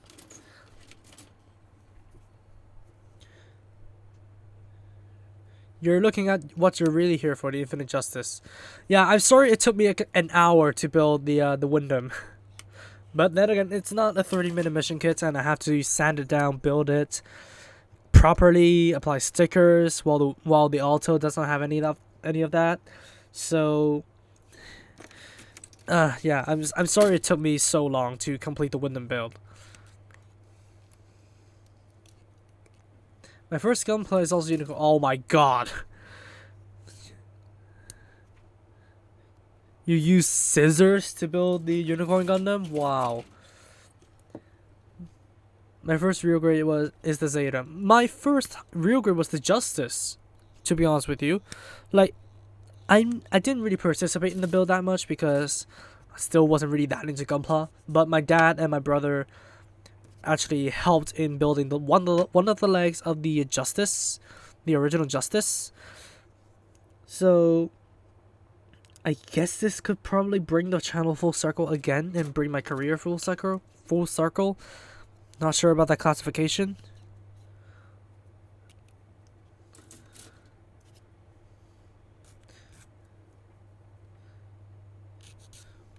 But my first ever kit is the what is it called? Damn. Oh, the H2 normal.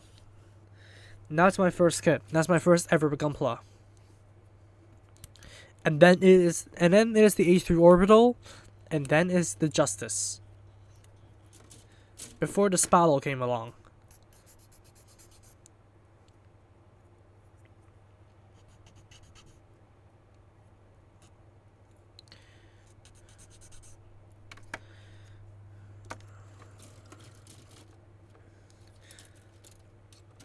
Yeah, I know. The Justice does the Destiny Baldr plug into the arms thing. Yeah, unfortunately, there will be marks deducted for that because I really want, like, if ever something pops up, I cannot use the Justice's chest and arms and shoulders. Basically, just the shoulders and the chest for like a custom idea.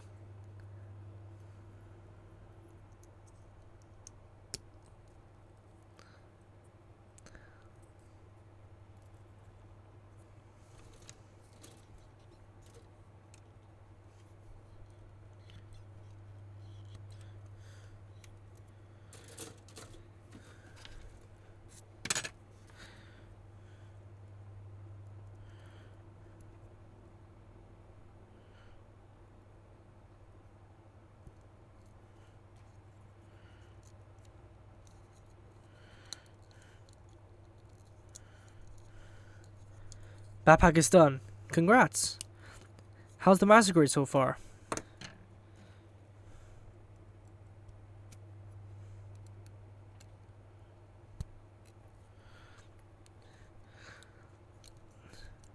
from I remember seeing reviews of the Master Grade Infinite Justice, and I think it's good. And the thing I remember most significantly is that the backpack actually expands the wings automatically when you expand it.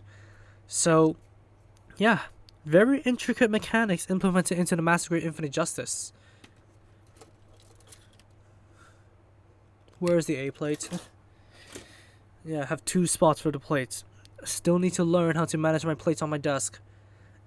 It's good. It's a perfectly fine kit. Nice to hear.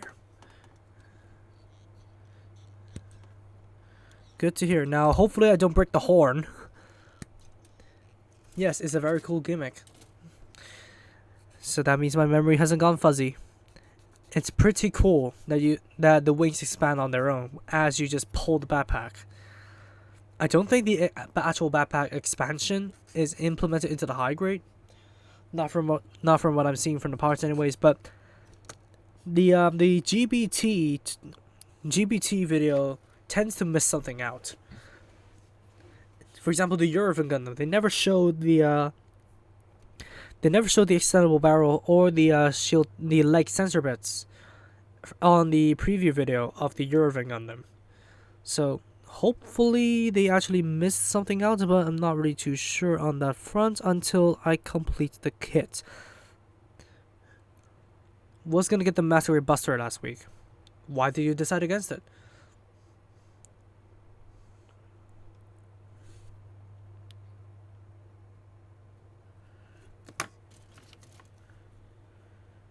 A8. There it is.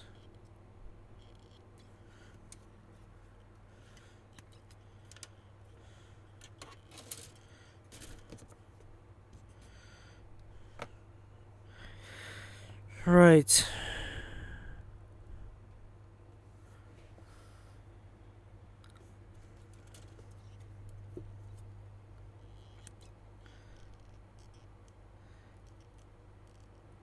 Because I wanted to do all the Crow months.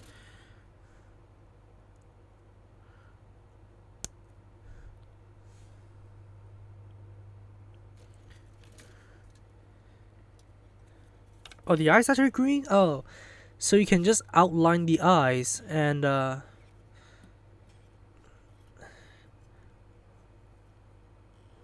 what do you mean it has 2 shields?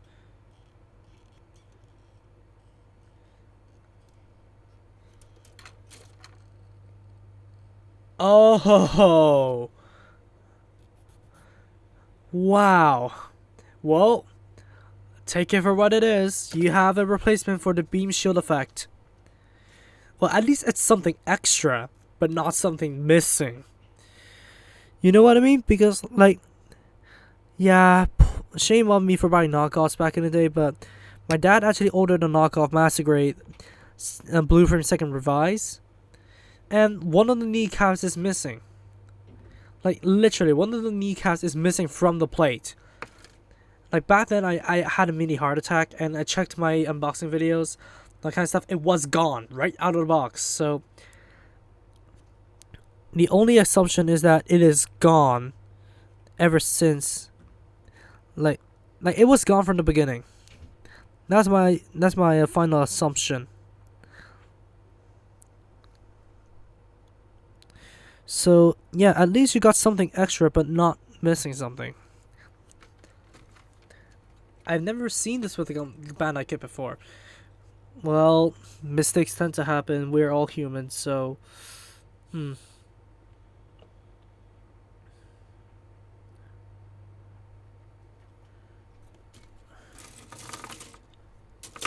Let me tell you, the high-grade GPO one... Of course, the high-grade GPO one sucks.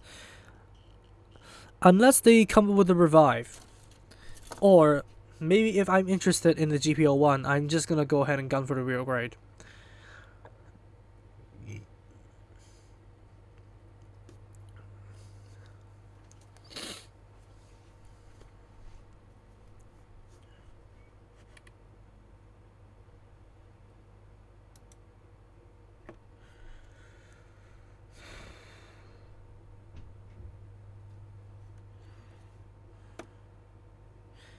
Right, where am I? I tend to get lost.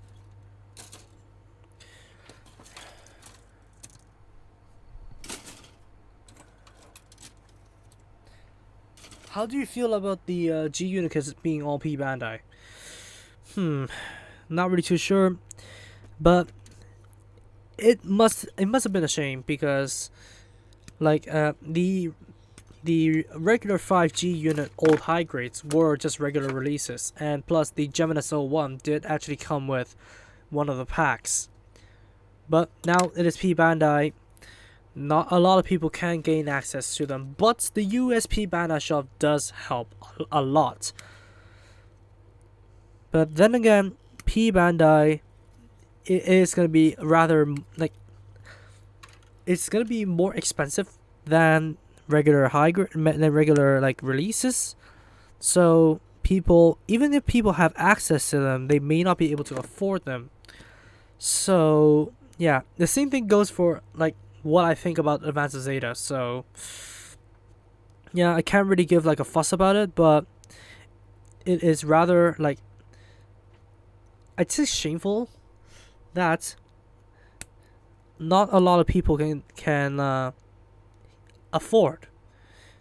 Not a lot of people would just go ahead and gun for the G unit kits.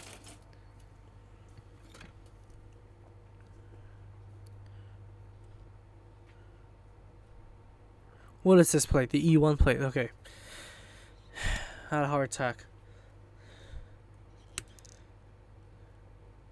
That reminds me of the box of the Geminis. Yeah, the Geminis 01 does actually have a colored box, which is unfair because all of the P Bandai that I built have monochrome boxes, and the Geminis has a colored box.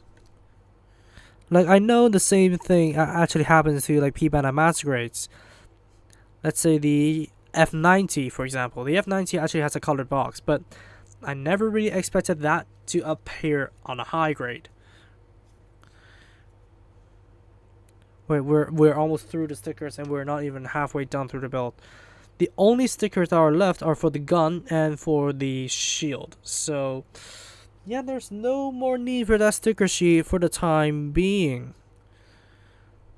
Stickers aren't too bad on the Infinite Justice. The Master Grade turned red is P Bandai, I think. It does have a colored box, and it is put in the retail section in the shops that I go to. So I'm not really too sure. Same thing goes for the Avalanche Exia.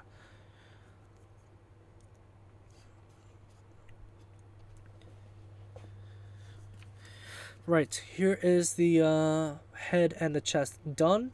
So let's move on to the arms. Alright, the only difference between the right and the left are the manipulators. Good to know.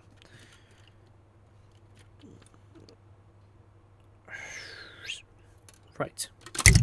Crap, sorry. Sorry for smashing into the mic like that. P Bandai Blue Frame and Real RE100 Shokyu are also colored boxes for P Bandai. But yeah, it's just the larger grades. I never expected like colored boxes for P Bandai high grades. Turn Red and Avalanche XT are retail outside Japan's. Also the XN Riser. Ah, no wonder. No wonder they're put in the retail section. PG fan. I know the PG unicorns are all P Bandai except for the original one. What's your favorite seed mobile suit? Huh.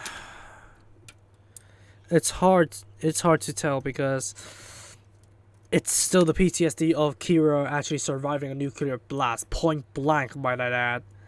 But let's take that out of the equation and judge the suits on their own merit. But before that, let me look for the plate that I actually need because I will not want to have this build delay me longer. Alright.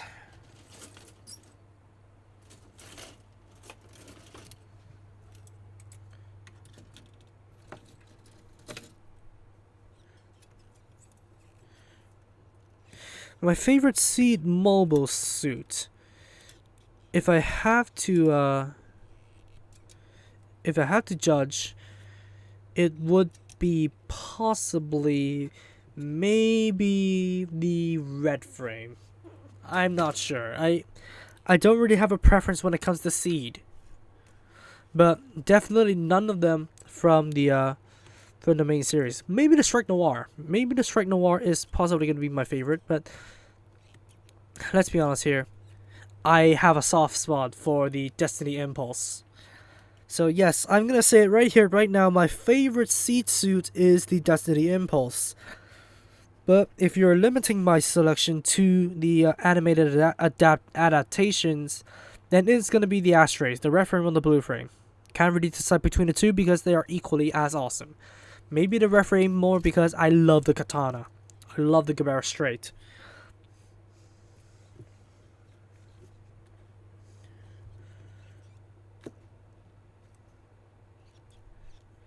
G Savior is the best Gundam. Come on. Yeah, sure, as a model kit, it could be the best, but it could be the best at its time. Don't forget that keyword. But, nah, it's definitely not the best kit.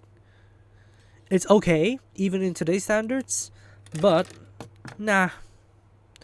And that's not from me giving shade to the movie, because I've never seen it. I was judging the G Savior on its own merits, so, nah, I'm not really judging it. Gotta love the reference. I'm not loving the Freedom. Like, sure, it has wings. Sure, I use the Freedom as my graduation tribute piece for my school. However, the Freedom Gundam is not really my favorite. Like, the reason I chose the Freedom back last year for my tribute to my school, like, I actually did a custom to I don't know what, just give tribute to my secondary school last year when I graduated. So yeah, I used the Freedom Gundam because I want the Kohai to spread their wings of freedom and develop as they please. Like, they should not be restricted by any social like values. They should not be restricted by any judgment from people. They should, unless it is immoral, unless the direction they're taking is immoral, of course. If not, then they should be given the right to develop as they go. They should be given the right to develop how they want to develop. That's what I'm trying to say here.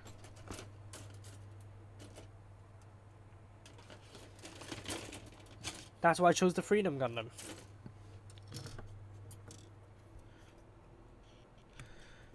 Yeah, the custom paint. The orange Freedom Gundam with custom paint.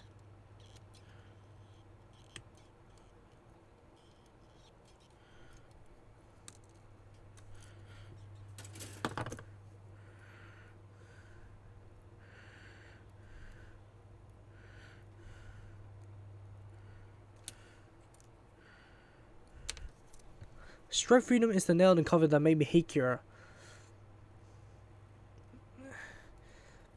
Because the machine is so complex. But Kira has been using... Yeah, he's a freaking coordinator, that's why. The final nail in the coffin for me that made me hate Kira is actually the Impulse versus Freedom fight. Like, that fight was complete BS. Like, Kira didn't actually go full out on Shin, which causes him to be stabbed. But then again, he survived a point-blank nuclear blast. Like, I'm not really giving as much shade for Shin and the Impulse surviving that nuclear blast, because, yeah, from what I remember, from what I'm recalling from the I don't know, the snippets that I've seen from Gundam Seed Destiny, Shin doesn't really have plot armor. But correct me if I'm wrong. But then Kira was literally sitting on top of an atomic bomb and he survived. Like, where's the logic in that? Like, try to sit on top of a plutonium bomb. Like, And I've heard that Sunrise actually tried to BS out their way out of this one, because they said that he turned off the end jammer canceller just right before the blast. So the nuclear fission actually stopped. Like, hell, you do not stop like a breached nuclear fission just like that. And the nuclear reaction already has spread throughout the suit. Like, because the nuclear reactor is breached. And turning off the canceller doesn't mean anything. Like, it doesn't work. Like, try sitting on top of an atomic bomb and tell me you survived the blast. Unscathed, of course. And then tell me and if you can somehow manage to survive that, then I applaud you. The Destiny versus not Destiny, the Impulse versus Freedom fight is not BS after all. But as for all we know, nuclear blasts, like, Kira would have gotten nuclear poisoning first before he got blasted because of the nuclear reaction. I know I mentioned this like over and over again, like across all of my streams, but it just doesn't make sense to me how Kira can actually survive a nuclear blast. You don't canceling the nuclear fission reaction doesn't actually prevent you from the bomb blowing up.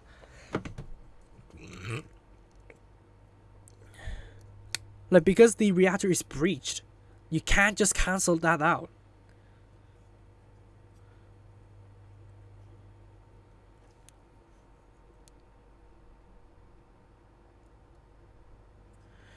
Alright, where was I? There's only one answer to how Kira survived. Yeah, plot armor. Extremely thick plot armor. I'm talking about Kira Yamato, please.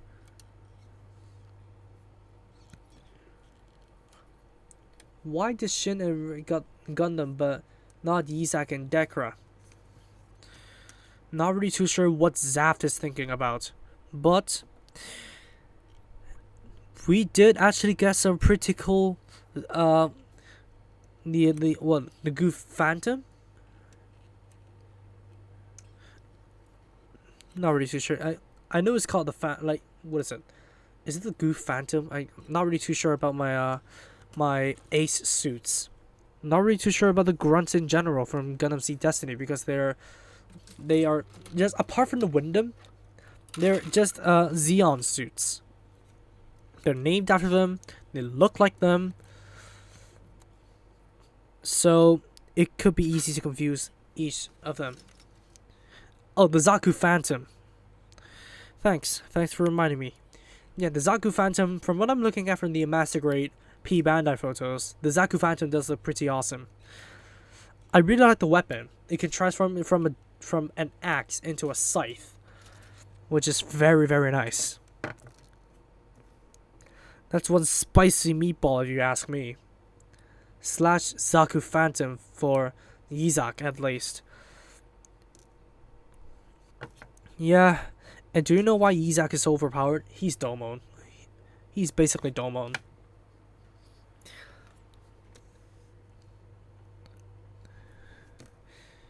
Yeah, I know it's a voice actor joke, but yeah, let's face it, he's Domo reincarnated.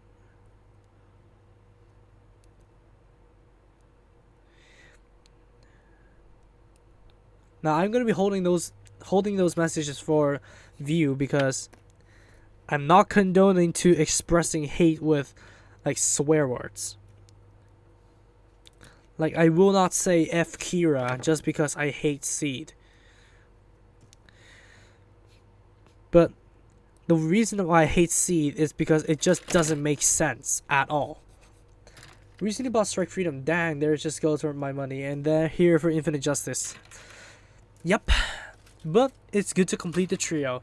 Strike Freedom, Infinite Justice, and Destiny. And please, where the hell is the Legend Gundam, Bandai? We need a revived Legend Gundam. That's why I say semi-complete. And it's just by the slip of the tongue that I actually said trio in the interview that I had with Second Soundwave. Like, it's just a slip of the tongue. I was going to say quartet because the Strike Freedom actually fought against the Legend. The Destiny actually fought against the Impulse, the Infinite Justice. So it should be a quartet, not a trio. Mu survived because he has the world. Yeah, Mu Laflaga. Surviving a disintegrating strike.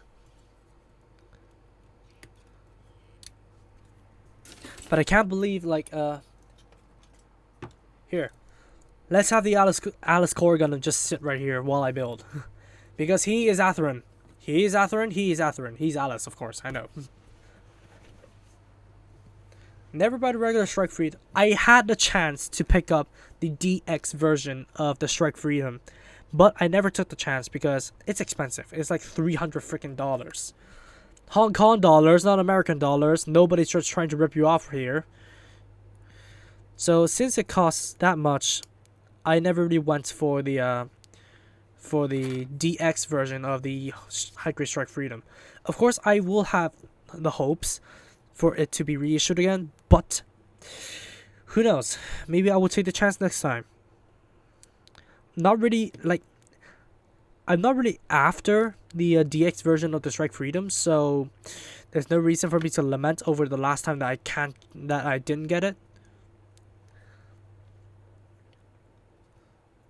Mu survived the freaking Posturon cannon.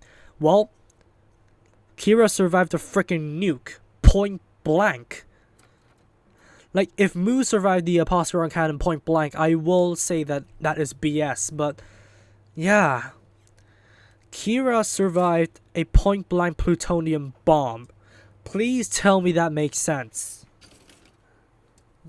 You will never convince me that surviving an atomic bomb, a nuclear bomb, dropped right on your head is sensible. You never can actually, convince me that that makes sense.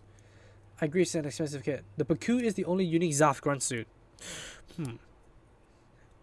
And the Lago is actually just a modified version of the Baku. And then spawn the Gaia Gundam.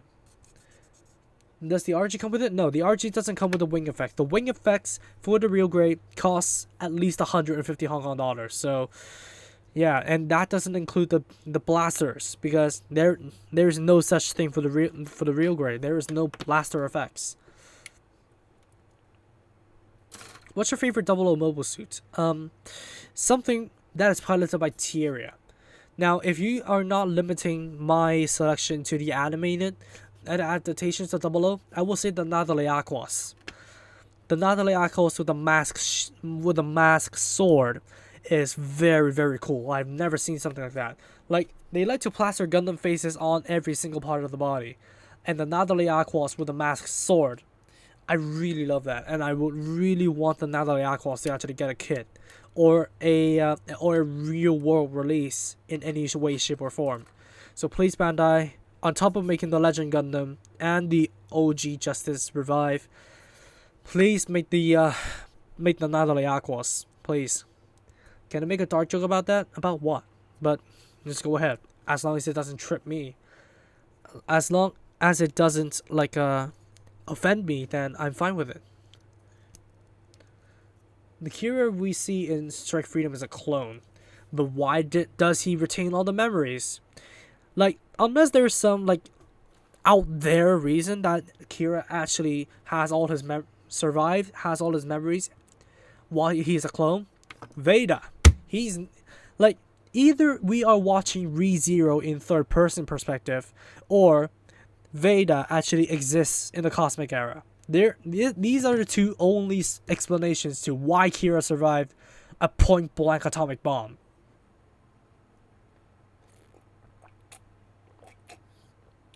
Oh, fuck you, Griff.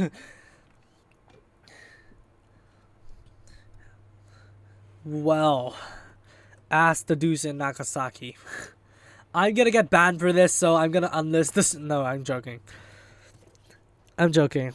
Not gonna unlist it. Not until 2 weeks later, so you're welcome. I really want an RG Gelgook Bandai, please. Carbon humans. They can contain the memories of the originals to play mind games at their assailants. Is that really a thing?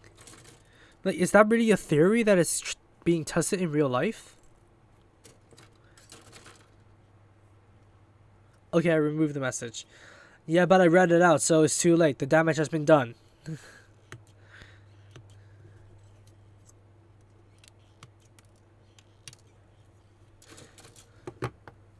Well, the Gundam series share the same universe in Turn A, but no. Double O takes place in a separate universe. So it does Seed. So maybe Double O and Seed are linked together? Who knows? Maybe Veda already exists in the Cosmic Era. That is the only reason why Reborns can actually reborn. Be reborn. Ribbons can actually be reborn. Oh, it was a big deal in Destiny. No wonder I never heard of the theory Carbon Humans. Because I never actually delved into the Astray series. Because there are so many Astray spin-offs. Right, here's the upper body done. Looking pretty nice with the silver frame. Still looks a little bit yeah, it is actually shiny. Like, the silver frame is actually like what they did with the silver frame is actually like what they did with the F-Explosion system of the H2 Magnum SV. Like, because you can see as I sand it down, like, it isn't focusing right now, stupid camera, it actually has black spots where the nut marks were. So yeah, they actually did treat the silver frame with a special finish. Really, really nice.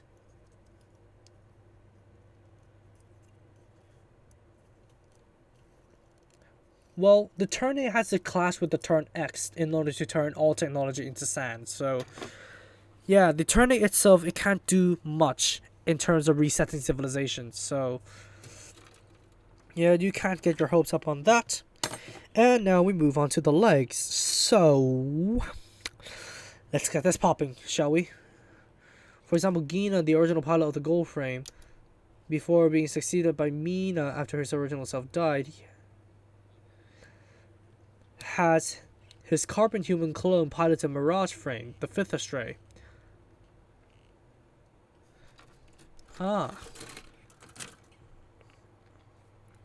Need to delve deeper into that.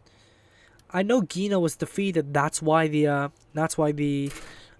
Astray Gold Frame Amatsu has been upgraded to the Mina with clown shoes by Mina. And I know of the Mirage Frame, I know that it exists, but I never really knew about the details behind the Mirage Frame.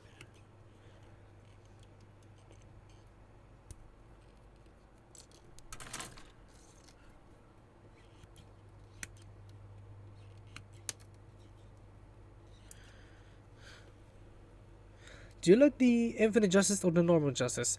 To be honest with you, I like both, but I like the original Justice better because I really got let me be frank, I really got sick of all the the technology of the second Bloody Valentine War. So OG Justice it is, and the OG Justice didn't get enough love, to be honest with you guys. So yeah, please make a revive OG Justice. I would really oh, there goes my file. I would really appreciate that if they actually did it. Make an OG Justice revive. Just to pair with the Freedom. Carbon humans are created by Librarian Works, another Astray exclusive faction. No wonder I never heard of it. Like, does the carbon human theory apply to Hira?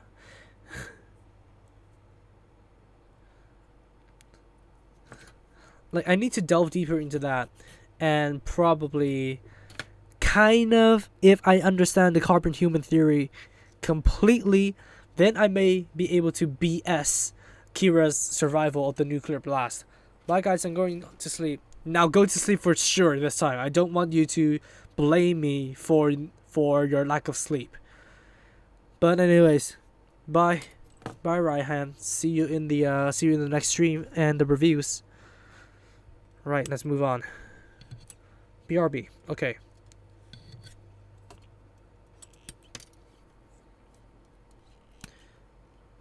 That's fast. Okay. So there we go. That's that done. Now his BS still continues. Yeah. There's no way that he could survive a point-blank nuclear blast. Or might have the technology. Is the Nebula Blitz and the Van Savior different timeline than the Cosmic Era? No, I don't think so. They are actually in the same universe as the Cosmic Era. So the Black Blitz and the Red Savior. Nah, I'm not really too sure. The names of the upgraded versions of the original 5 Gundams are actually just their colors in different languages. So Strike Noir, Verde Buster, Blue Duel, and the what is it? The shoot. What is the Aegis called? What is the upgrade of the Aegis called? I don't know. I know it's called the Red Aegis if you translate it into English. So that's all I know. And it does have like a pod mode that resembles like a hacking device that I cannot really think of. It has 6 arms.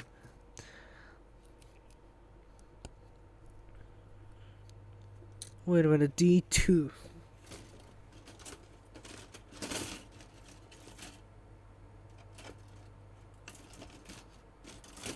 Here we go. Oh, the Rosso Aegis. Thanks for reminding me.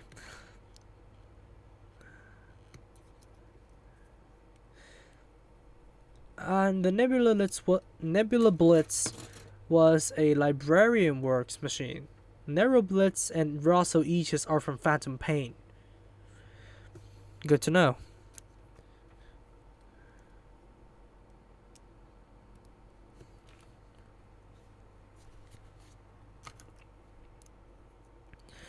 Yeah, this is gonna be the seed stream. And when will this seed sprout? Not sure. Yeah, I had to throw in a plant joke there. Yeah, I've been studying biology and I really absolutely hate the botany parts. So, why not just throw in a plant joke while we're all talking about the seed? Why is there no Y Gundam? What do you mean why? What do you mean Y Gundam? Aegis in the game that I play transforms so smoothly. It's so cool. Yeah, I watched what is it called? My English is tanking. I'm sorry. I've watched like videos on YouTube of the Aegis entering Extreme versus 2.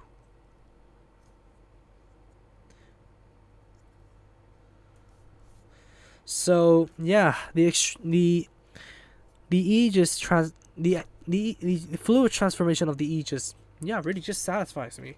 Really nice. Nebula Blitz's pilot Lily I thought Flaley. Thevally or Thevally is an homage to LPO Plu, in that she's actually 20 different individuals from a single cell. No wonder there are so many Plus in Zeta and Double Zeta. In other words, Nebula Blitz has duplicates, again, all from Destiny Astray.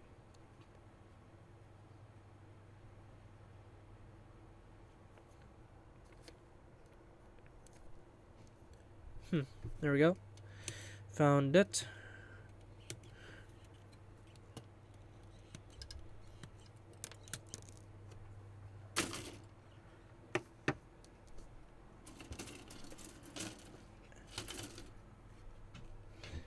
Any tips on what tools I need after filing the nubs? Mine is full of white scraped area and something like that. Possibly use some fine sandpaper for example 800. For example, like 800 number 800 sandpaper to just fine tune the filing. so as to get like a smoother surface. But I rarely do that because I don't really mind about the scrapes. Put it 12. Where's 13 to 20? Where the hell? Like, I know Marita Cruz calls herself Put it 12. I like how my joke got turned into a TED Talk.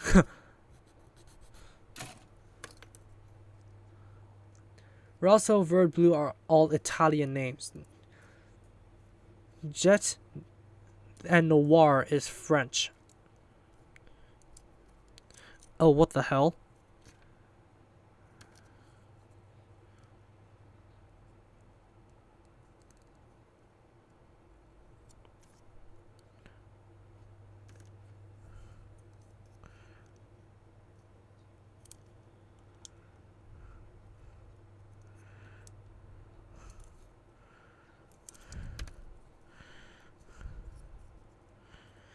Wait a minute, I'm messing up something here. What am I messing up?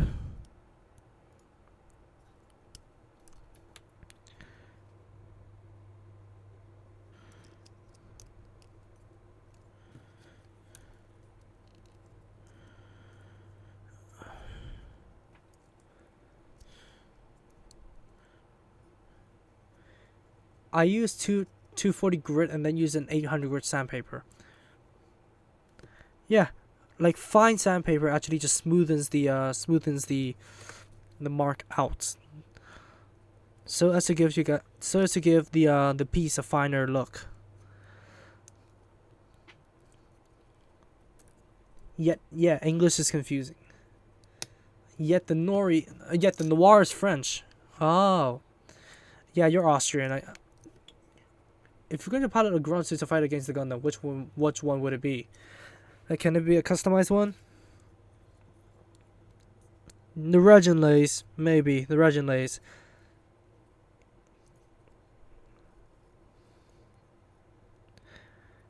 Because it's possibly like one of the only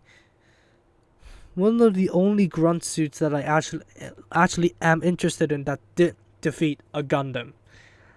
One of the most OP ones at that, because basically the Alayevich Nana system is like the cursed weapon series of the Rising of the Shield Hero. If you guys know what I mean, then you know what I mean. And the Regenes actually managed to defeat that, albeit it's a customized Regenes, but still, it does put a good, like, it does give the Regenes a good rap sheet, if you guys know what I mean.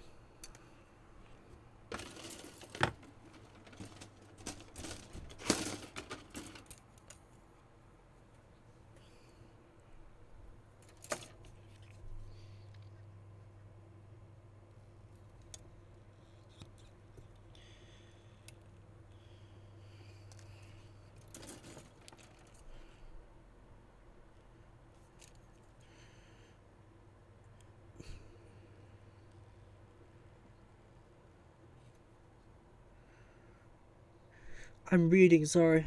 I'm reading. Good. Regenes Julia, give it either a yellow paint job or choose your color. The Pale Rider is technically a grunt suit, but yeah, the Pale Rider, the Hades system, there are drawbacks, and I do not want to lose my sanity when it comes to using the Hades system. So yeah, the Hades system is known to be very, very dangerous, so please, I want my sanity.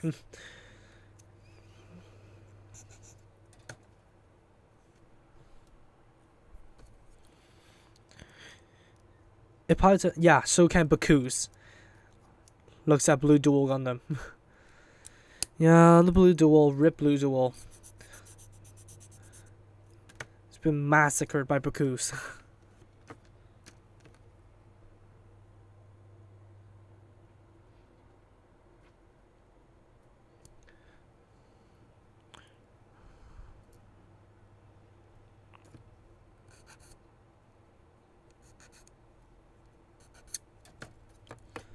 What am I? Not you missed nothing. We're just discussing like grunt suits that we'd pilot against the Gundam.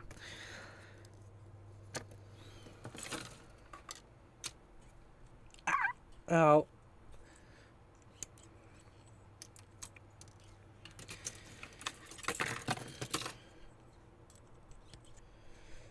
Is the silver bullet suppressor a grunt or a Gundam? It's neither. I don't think the Dovin Wolf is actually mass produced, neither is the silver bullet. And the silver bullet suppressor is a customized silver bullet made for Banana Lynx. Sorry if you haven't watched Narrative Gundam yet. But I'm not really sure where the Dovin Wolf and the silver bullet come under. Because I don't think they're grunts. They're elite, they're like Ace exclusive mobile suits. And the silver bullet suppressor is just a customized version of the silver bullet made for Banana Lynx. Not all Power Rider units have the Hades system. Oh yeah, now that I think of it, yeah.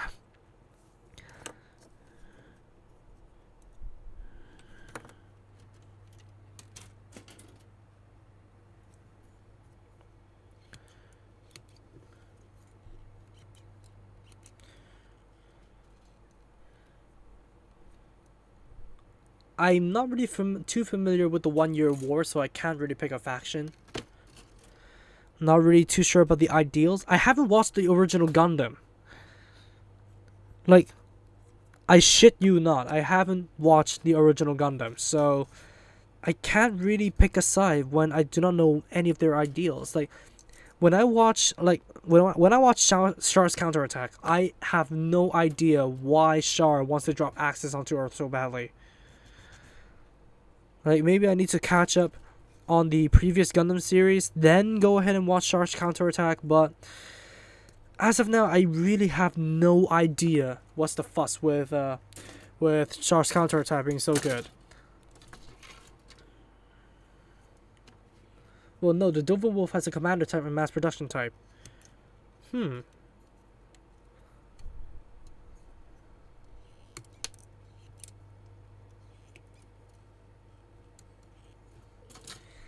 If you're going to revive a dead character of IBO, who will it be? I'd say Mikazuki. Like, not because he's just the main character. He has a son. And I really want to, I don't know, maybe see what happens. Maybe see what happened after episode 19 actually ended. When Mikazuki actually took Ultra into the cockpit and actually conceived a child. That's the only mild way I can put it. Now, I know, I study biology. I could just shamelessly go ahead and blurt out all the terms, but YouTube will not like it. YouTube will not like me going just straight into the point at all.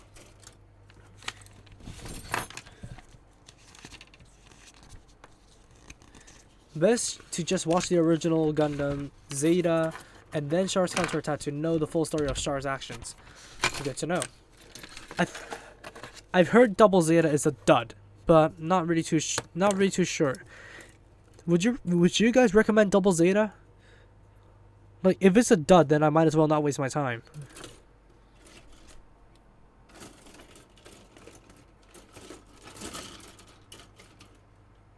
Yeah, he gotta pay for child support. What's the difference between a Goof and a Zaku? The Goof is actually just piloted by Ramba Ral, that's it.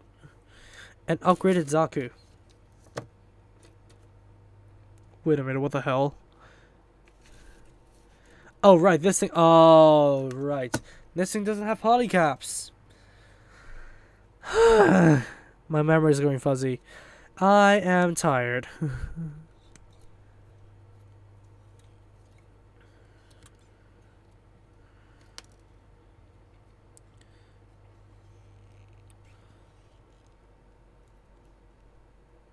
The Gelgoog can fight off the Gundam team.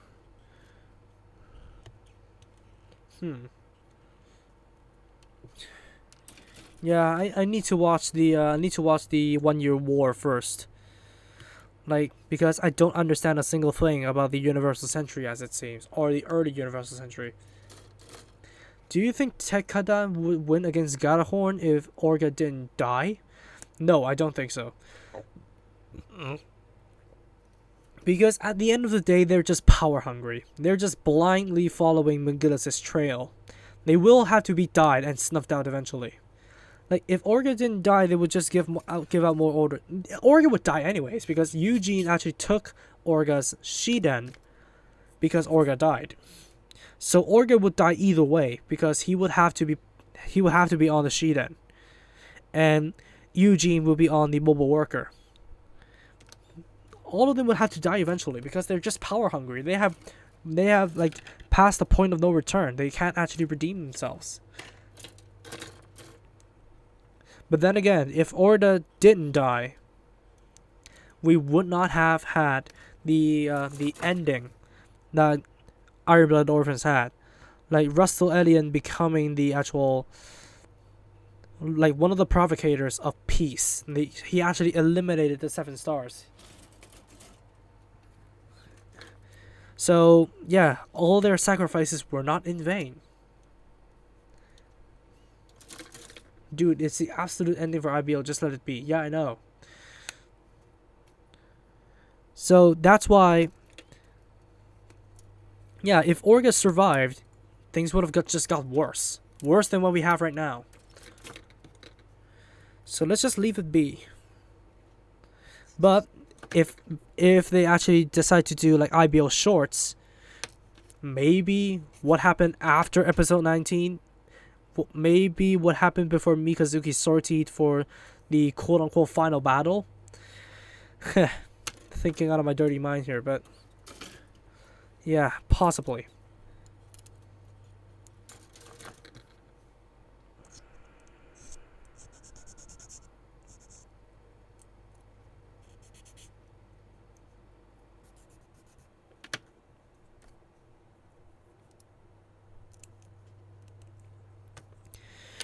Right.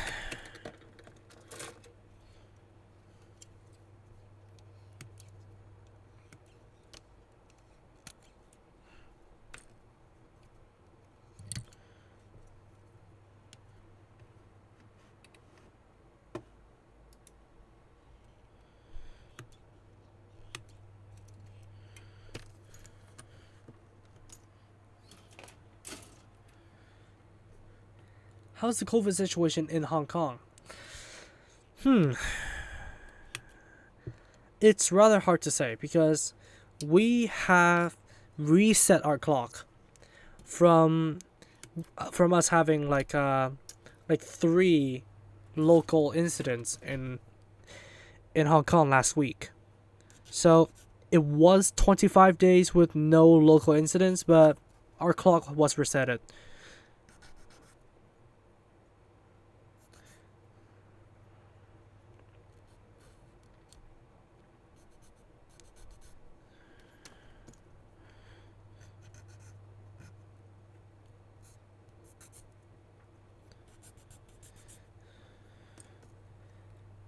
Tekkadan's actions managed to awaken Gjallarhorn to their senses and achieve true peace. Yeah, Choco Man was just power hungry. And if it weren't for his power hunger, he would have succeeded.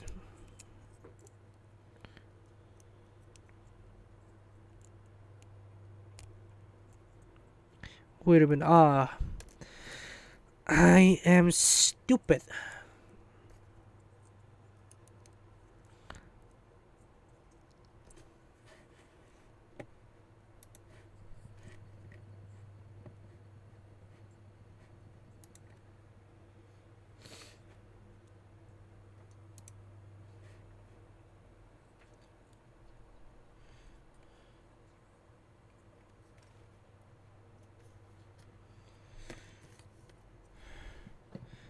I unfortunately do not live in Japan, so I do not know the popularity of Gundam Unicorn in Japan. Like, you could look up, probably you could look up stats online. I'm not too sure. I need to concentrate on the build right now. Would not want this to drag on for far too long.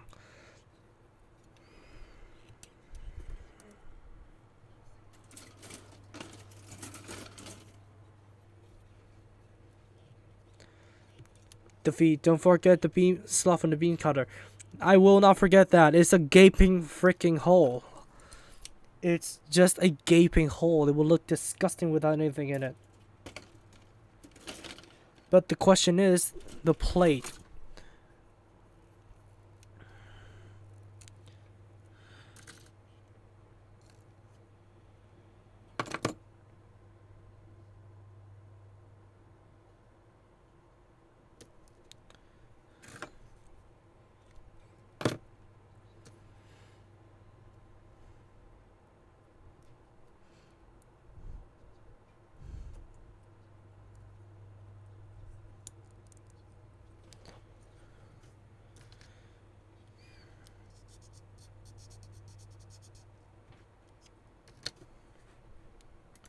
Do you think we need more Build Fighters series than just Build Divers? Which series do you like the most? Are you asking me about just build series only, Joseph?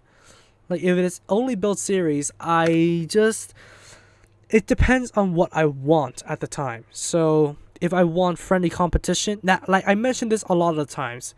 Like if I want friendly competition, if I want to see a tournament, if I want to see the heroes prevailing under a lot of adversity, then I'd go for Build Fighters. But if I want just a general story with creative, child-friendly gunplas but with high stakes, I'd go for Build Divers.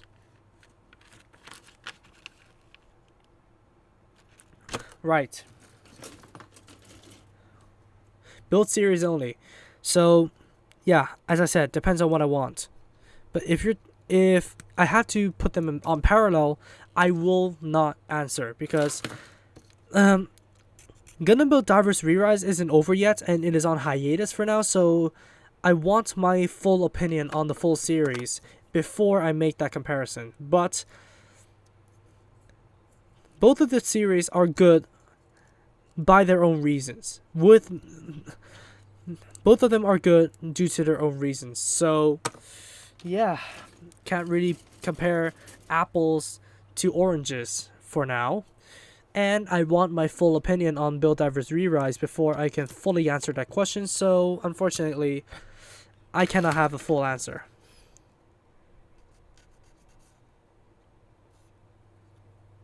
Who do you prefer, Riku? Oh, fuck off, Riku.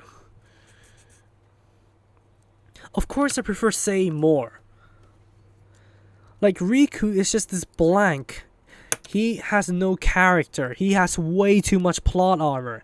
Of course he has to win. He is the main character. That's why I hate Riku. That's why I hate invincible characters. Like if the character is invincible, of course he will goddamn win. So what's the point in watching the series when you already know the answer, when you already know the outcome? Like, there is no point. Like, that's the reason why I hate Kira as well. Like, please. Like, at least Kira has some personality, albeit sanctimonious, but Riku has no personality. All he says is, all he just does is shout. Like, that's one of the reasons why I do not like the second half of Gundam Build Fighters Try, is that whoever shouts the loudest will win. That's the only moral that I took away from Build Divers and Gundam Build Fighters Try. Whoever shouts the loudest will win. Like, the more you shout, the more plot armor you have. That's just the logic of anime.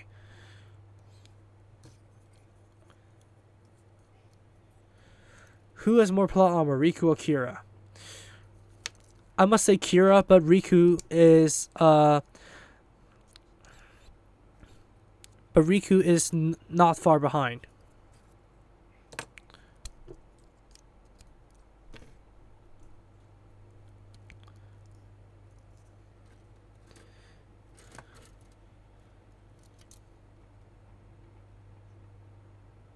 Oh right, these are not the same plates.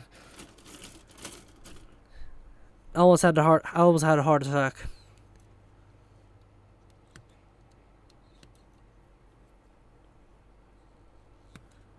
And that's why we love IBO. No stupid shooting from the main characters. Yeah, IBO like pulls no punches. You can't compare with someone who survived a nuclear blast.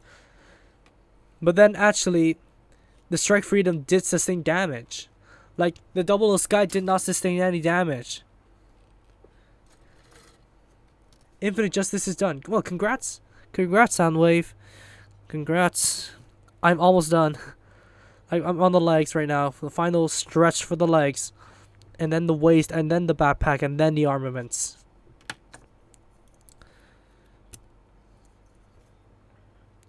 Right.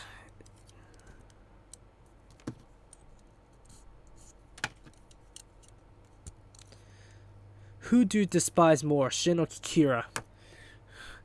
I do not know Shin that well, but at least he is not like... He's not like sanctimonious like Kira. Like, Kira actually pushes his ideals on other people because he is the main character. Because he is the more popular character.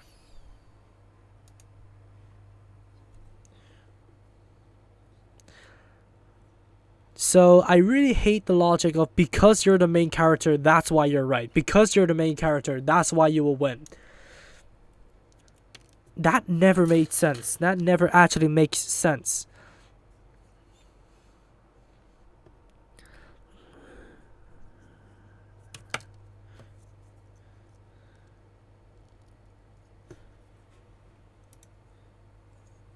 Why is idiot censored? I need to change my chat settings because apparently my automated moderation does not like the word idiot. So here's the actual villain. Yeah, I can now understand why the Providence Gundam wants to eliminate Kira that badly. Like, because, be honest with me, what's your take on Julia's character in IBO? She's the noisiest person I have ever encountered. That's the sound of Lokeno. Fucking hell. It's always Rustle. It's always Rustle. I appreciate the loyalty, but please shut the hell up. Like, I agree with Mikazuki. He should have, like, she should have shut the hell up. Like, she's the noisiest character I've ever encountered, even noisier than Ain. Like,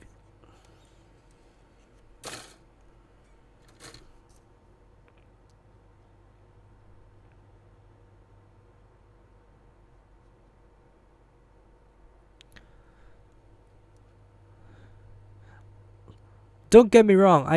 I am not like I'm not being salty towards Julieta because she killed Mika.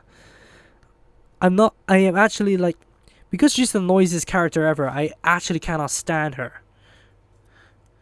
Like, yeah, I agree with Mikazuki. She's really, really noisy. She just shut up.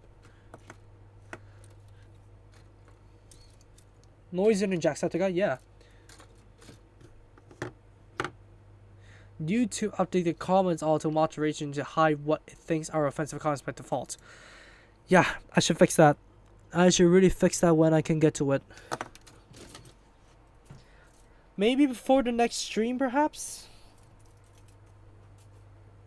Oh my god, where's the D plate? Oh, there. Yeah, noisier than Jacksepticeye. She just repeats the same name over again. Rastara-sama no ken no inaku.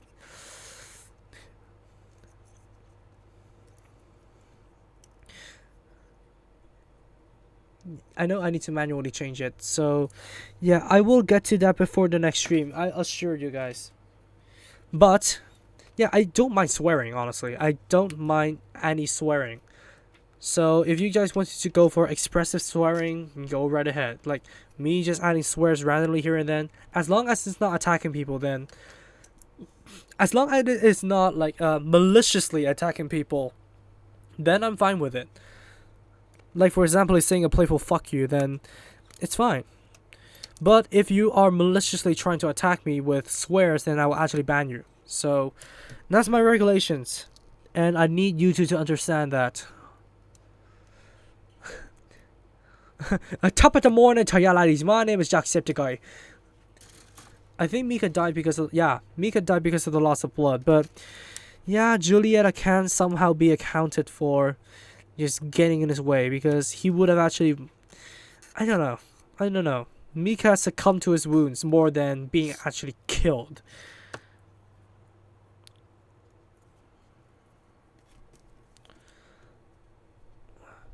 Okay, can I say something about Alice in MS Go? Go ahead, but I may not have any input about it because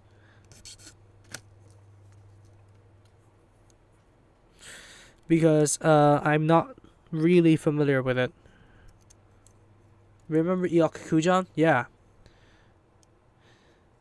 Yeah, I remember the idiot. That guy is just idiotic to the bone.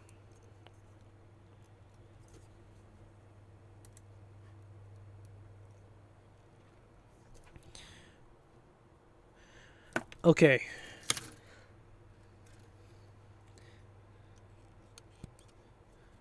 So Julieta, Idiok. Julieta and Idiok are in the same caliber of noisiness. Like, I can't stand any of them. But that actually makes them a good character. A good character to kill eventually. But unfortunately, Julieta really didn't get to meet her maker, but Idiok actually got to make his maker, so yeah. That is why like Idiok is such a good character, because he is such a bad character that we want to kill so badly.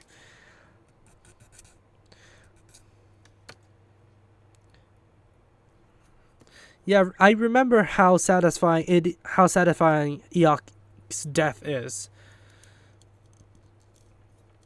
Right, there we go. There's mostly lower body done. Now it's just the side skirts remaining. And yes, this is the part where I said things are going to be different.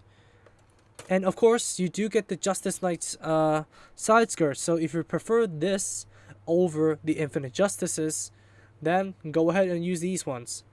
Like, as far as I'm seeing here, I am not actually seeing anywhere that the skirt is being used, but it may be used on the bottom 01.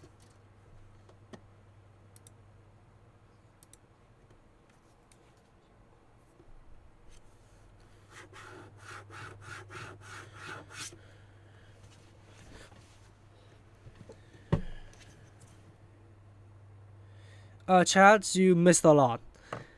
I have already completed the high grade Windam. Haven't really got the time to interact with it much. So yeah, you actually did miss out quite a bit. But then again, you're all here for the Infinite Justice, aren't you?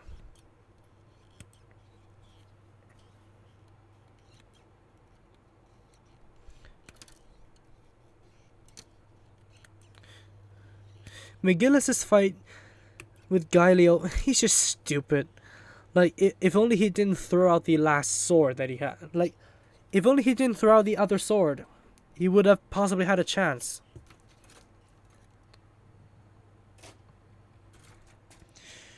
Yeah, I will show off the kits in detail after I completed the Infinite Justice, so don't you worry.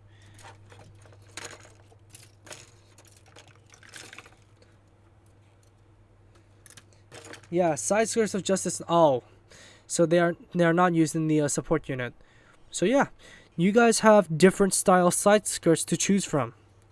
Go right ahead if you do not like the original Infinite Justice's side skirts. Alright, so we have directions here.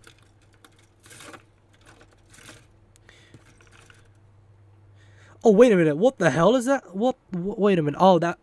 Well, I'm confused. Maybe these are the cannons.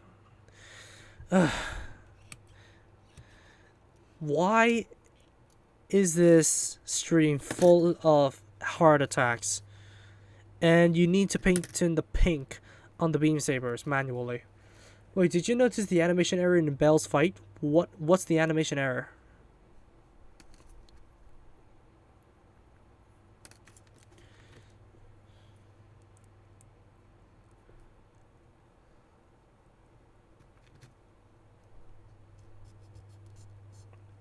Hey MJ, have you put your?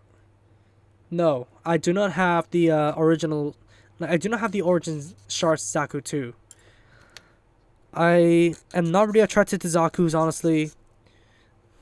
So, yeah, not gonna get that kit anytime soon. So forgive me for that.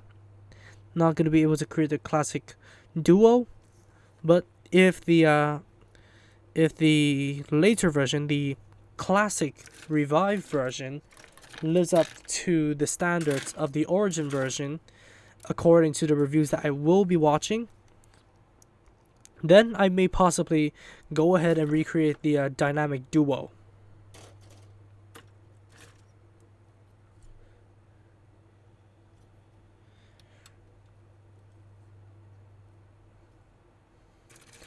There's a scene where Bale rips out the sides of Vidar, and the next scene is all fixed again. I might have to rewatch that to be sure. By the way, I got kind of sick. I got kind of sick of watching Iron Blooded Orphans because I watched a lot. I watched it like 5 times through.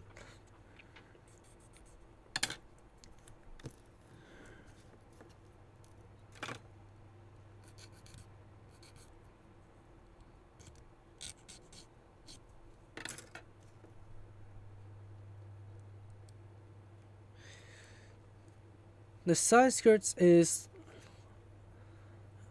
Arc and Lancier. The Impulse Gundam Arc side skirts, I prefer that better.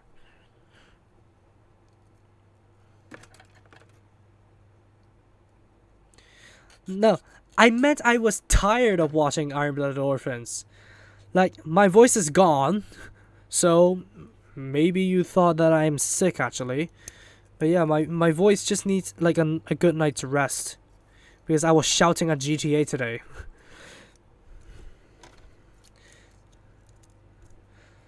I was shouting at GTA today and I was talking constantly in the stream, so yeah. Here we have it. The Infinite Justice Gundam in a default state. So no armaments, no backpack, no nothing. But the beam sabers, due to the way they're connected, you cannot actually just straight pull them out. This is actually done to prevent the beam sabers from falling out. I get where they're coming from, but at the same time, it is kind of an annoyance to just rip off the side pieces and then you can access the beam sabers. At the same time, you only get the connected pieces like so. Like over here. You get the head of one end and then you get the connected saber with the molded other head. So it's confusing.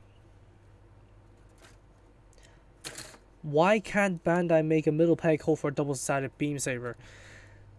I don't understand that as well. Like, as much as I hate to, remember the Freedom actually has the clip.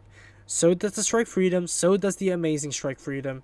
Any Strike Freedom derived kits actually has the clip to clip the beam sabers together. The Real Great Justice does have this mechanic, so I do not know why they took a step back with the Infinite Justice.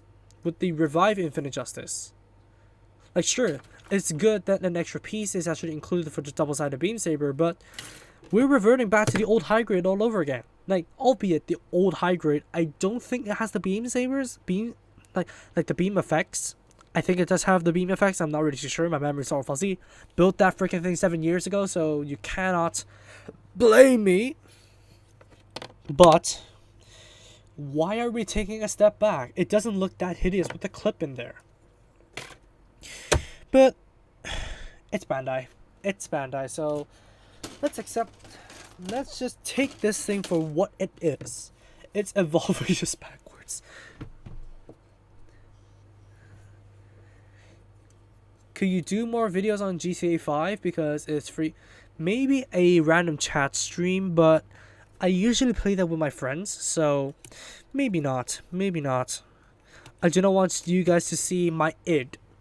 Now, if you are not understanding that, because you had never studied psychology, the id is basically running on your instincts. So it is your primal personality. So the deepest desires that you have deep down inside you is controlled by the id. So what we want to do is to not let our id control our actions. So I do not want you guys to see my id spelled ID. So I may not be playing GTA 5 on the channel. Is that a PewDiePie reference? No. Are you Floor Gang? No. Yeah. Oh, right. These are the turrets. Yeah, the turrets can swivel, which can actually clear the V-fin.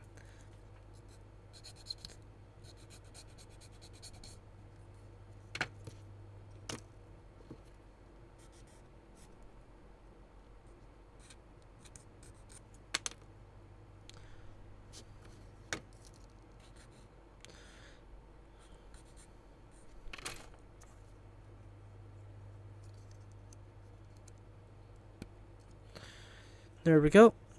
And oh man.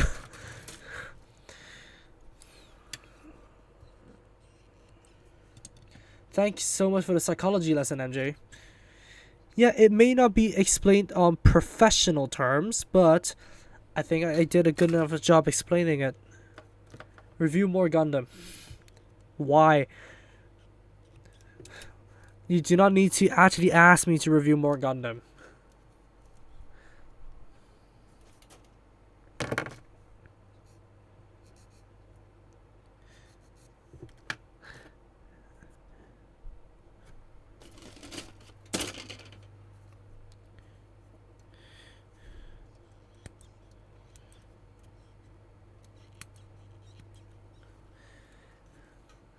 Aren't the id and the ego outdated concepts? Not really, because we would have been told that it is outdated in the lesson. And there's also the super ego, which runs on the morality concept. So, yeah. It's basically the angel and the devil inside of you, and then the ego is just you. That's basically the easiest way to explain it. The id is the devil, the super ego is the angel, and oh my god, did I cock things up? Yeah, I did cock things up. Did you review the 30-minute mission pack? No, I don't. No, I didn't. I haven't really built many 30-minute mission packs. But anyways, what do we think about the Curious Massacre? Hopefully it does have a full transformation, like no part swapping. Obviously it should be that case because it is a Massacre, but Massacres. Not really too attracted to Massacres personally, but if it's a Gundam frame, no doubt I am going to be picking that up. But if it is not a Gundam frame, I will maybe not get it. I will maybe just skip it. But ironically, the 30th of May is like the day that we receive a lot of orange content. Let's look at the Saturnix, for example. That's an orange Gundam. And of course the Curious is an orange Gundam. And both of them look similar. Is this a coincidence? I think not. So maybe I will have to put some oranges on the turntable just to reflect the irony of next week during the possibly the Saturnix review. What gunplay review do you hate? Mecha Gaikotsu. There's no doubt about that. Like, I do not hate him because due to a personal gripe about him, but it's just that he makes so many mistakes. Like, he makes so many mistakes on the kits that I have reviewed. And of course I do not mind his eccentricity, but the way that he commentates is actually just pretty annoying. It just sounds like too over the top, even for me. And Jobby the Hong, he just has too many unnecessary remarks. And he is similar to Mecha Gaikotsu in the personality department. I have never really seen much of his reviews, so I cannot really comment on whether or not he makes mistakes in his reviews, but man, the mistakes Mecha makes, they are so stupid.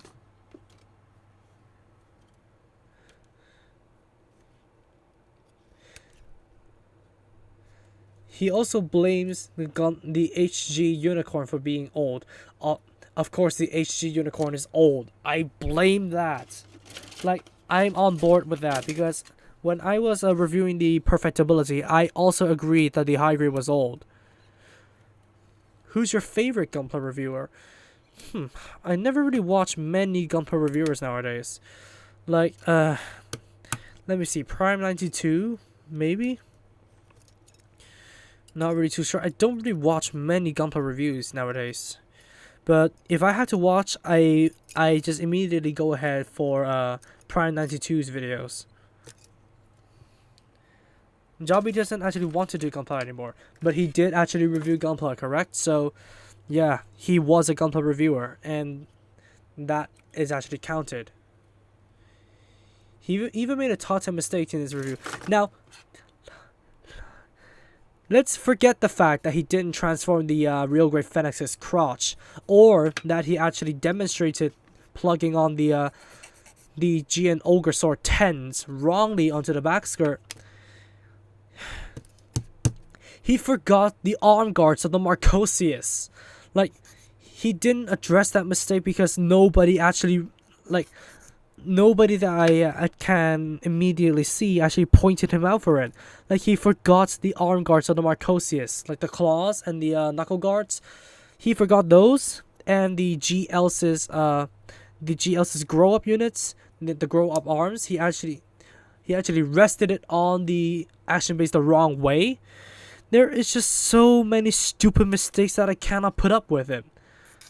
And also he's eccentric. I won't blame him for that. But his commentary is actually just way over the top. And he went from making these 3-minute concise reviews, which I have no way in hell of making one of those anymore, by the way.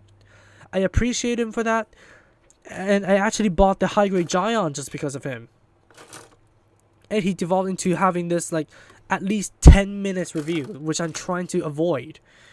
Like, his reviews are at least 20 minutes long. And he still makes mistakes. Like, his mistakes are wrong. Like Zaku Arealis, his reviews are long, so I never really took the time to watch his reviews. I never really took the time to indulge into watching different reviewers anymore, so... Oh, wait a minute.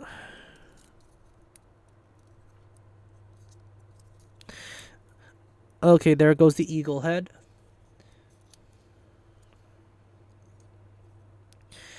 Yeah, that's why I can't put up with Mecha Gakotsu.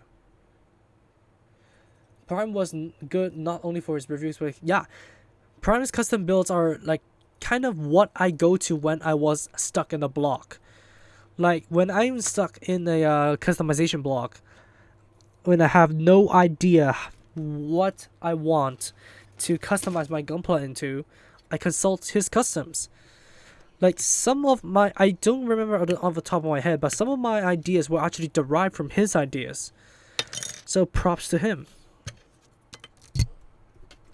And the reason... And, like, that's one of the inspirations of why I actually did, like, the custom profiles. Like, albeit I have not done them for over a year now, but yeah, I already have some audio recorded, ready to go, and I just need to film the angles. If I can muster up the motivation to just film the freaking camera angles for my custom kits, then we will have another one. So it's all on me. So that is all on me.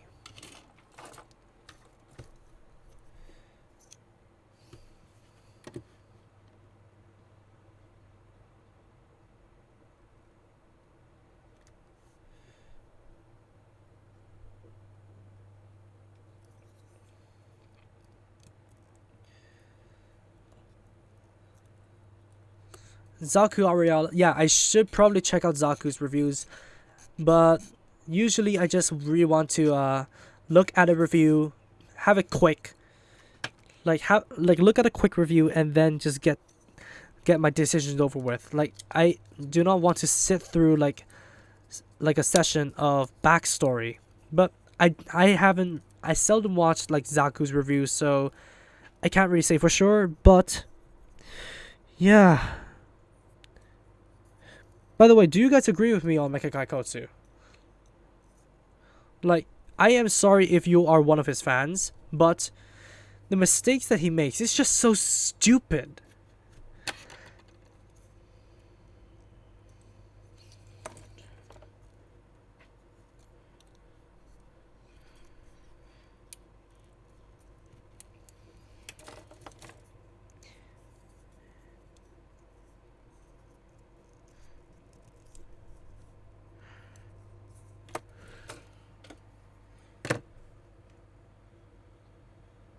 Like, how the F do they keep mistransforming the shoulder armors?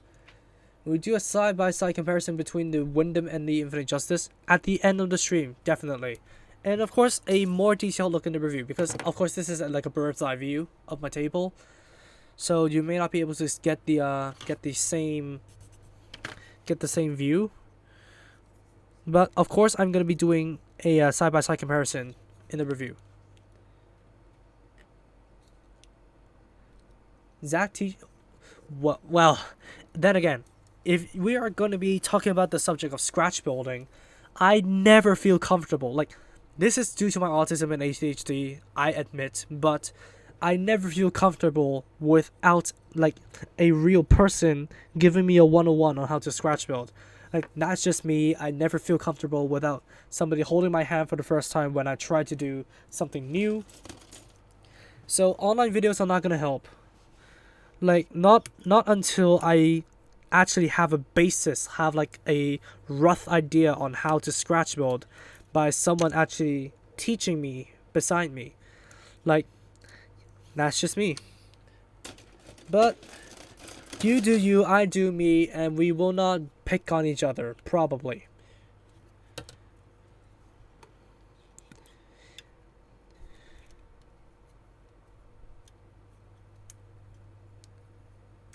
Who's obnoxious? Yeah, Mecha Gaikotsu is obnoxious. Like, he wasn't this obnoxious back in the day. Like he never made this many mistakes back in the day. Like, back in the as far as I remember, the Gundam Build Fighters Build Fighters Tri-Island Wars, the Scramble Gundam, he was still relatively collected, and he did keep the reviews into a concise level. And yeah, his Scramble Gundam review was 3 minutes, I remember. But now he has to drag the review on for like 20 minutes. And yeah, it's not only him being obnoxious that's the problem. He makes a lot of mistakes. Like, forgive me for repetition, but I really just do not like how he just messes up everything. Like, I thought he could not mess up the Alice Core Gundam review, but at the end, like the final few spins, he actually missed out one hand cover of the Alice Core Gundam when he combined the Alice Earth 3. His double Z2 was like 2 minutes. Yeah.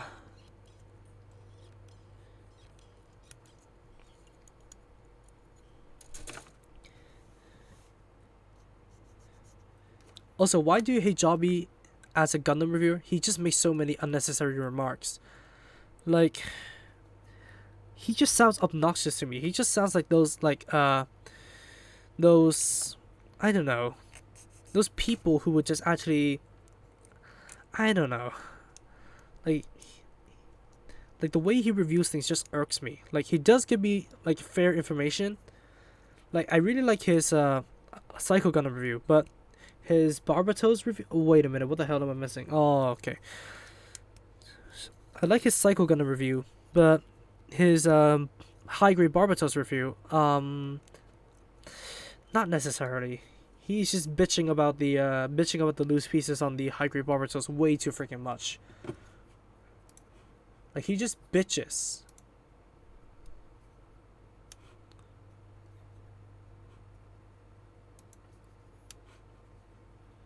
Where is it?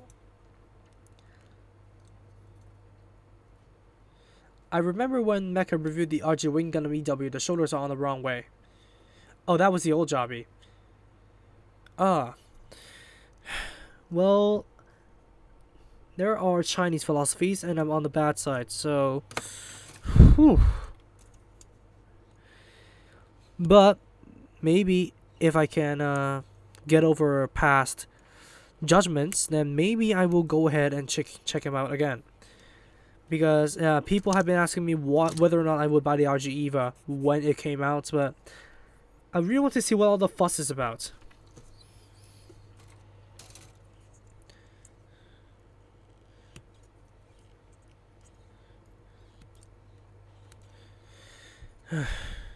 Man. He killed his old self. Good. Good to know. But then again, the mistakes that Mecha makes. Now the opinions on Jobby I will have to put on hold from what you guys say. From what you guys said. So don't take my opinion on Jobby as final. So yeah, but the thing that I will be final with is my opinions on Mecha. He's obnoxious, he makes so many mistakes, I really cannot, and he bitches about something that shouldn't be bitched about, like the Haro loader. Like, it is made to just look like a construction worker. It is not meant to hold things. It is not meant to have a lot of articulation. Why the hell are you comparing the Haro loader with the mobile Haro? Like, I understand they are both Haros, but they're created on a totally different philosophy.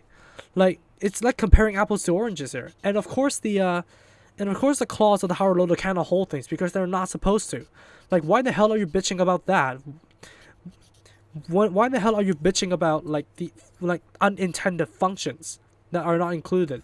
Like, it's just like me, like, take it as like me bitching about the GLs not being able to be converted back to the before version. Like, the mechanic was not meant to be implemented into the GLs, and if I bitch about it, I'd just be annoying, and I'd just be annoying the shit out of people. Like, why the hell are you bitching about like mechanics that are not supposed to be there?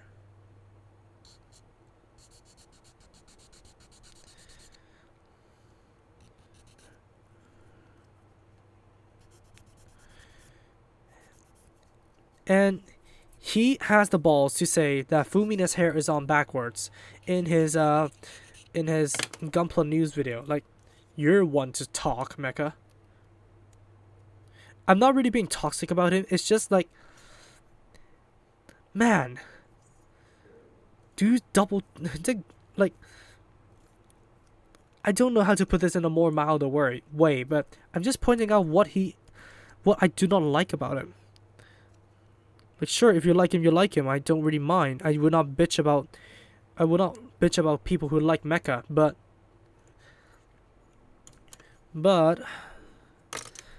you cannot. But I'm just stating my own personal opinions on facts that I've gathered. And that's what I'm merely doing.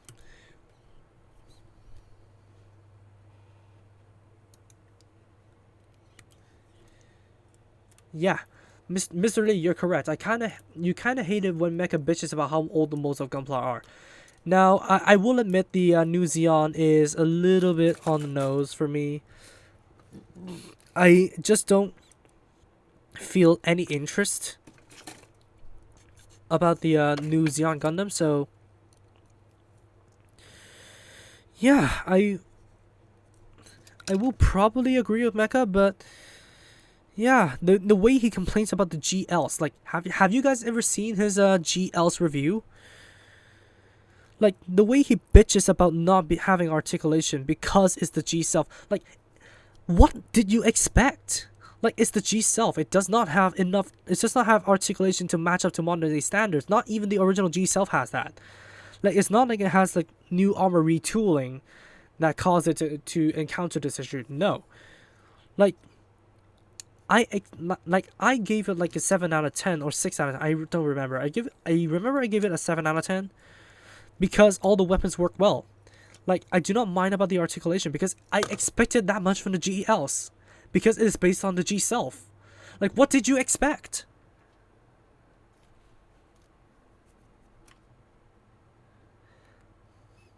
And he bitches about all the stickers on the GLs. Like, hell, they are basically there just to add in the sensors. Like, if like, I think there's another example. Like let me look it up. Like, I remember there is. Wait a minute. Oh yes, yeah, the GLs precisely. Like, of course, the shoulders. The shoulder stickers are like, they could be like, I can excuse them for being implemented, but you cannot bitch about the amount of stickers because it has a lot of clear pieces that need to be enhanced. Like, imagine me complaining about the Shia Quanta having a lot of stickers because it has a lot of silver stickers to enhance the GN condensers. Like, enhancement stickers are not necessary to be put on. You can just leave them off. They're optional. They're enhancements. You can decide on whether or not you want to enhance the look or not. Like, why bitch about the amount of stickers when most of them are just enhancement stickers? Why? I don't understand where he's coming from.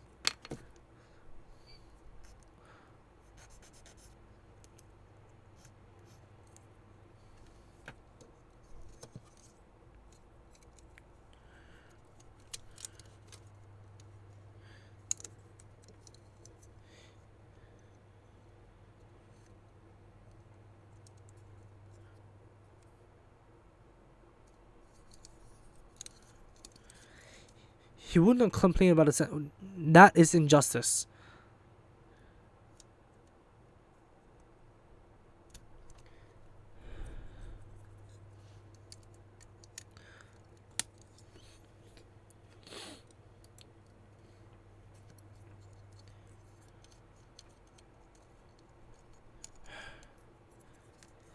Yeah, there are a lot of things I can't stand about Mecha. So now you know. Go tell him. Go tell me off. Wait a sec. Crap. Well, I assembled the wings backwards. How nice. Fucking hell, thank all my bitching about Mecha.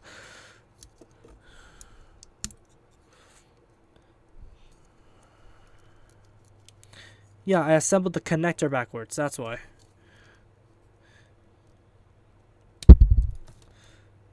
Does he paint? Does he even paint?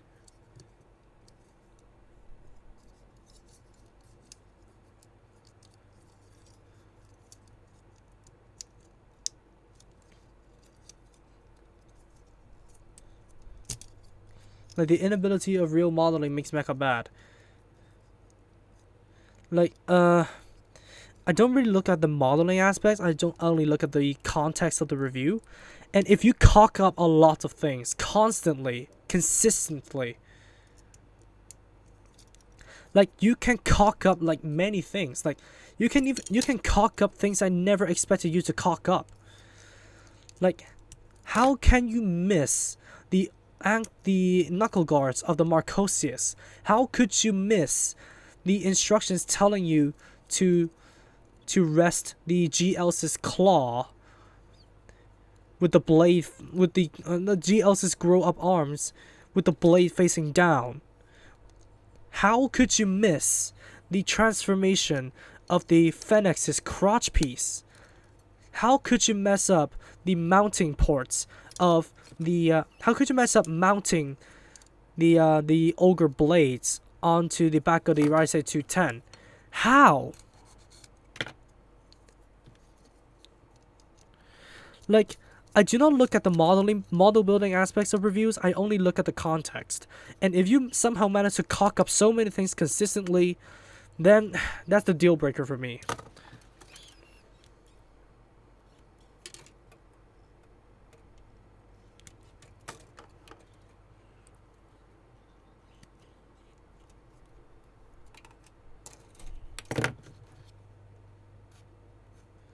Like, look at me. Like, I'm not trying to toot my own horn or anything, but fact is, the reasons why my reviews are so painful to film is because I always make mistakes that I need to do a second reshoot in order to rectify.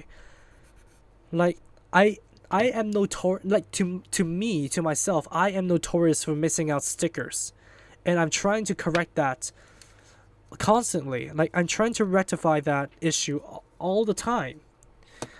And yeah, there are some instances where, like, I actually even miss out during the editing. But let me tell you my experiences on filming the Heisenplay review. I constantly messed up the transformation. I constantly missed out the fins on the thighs.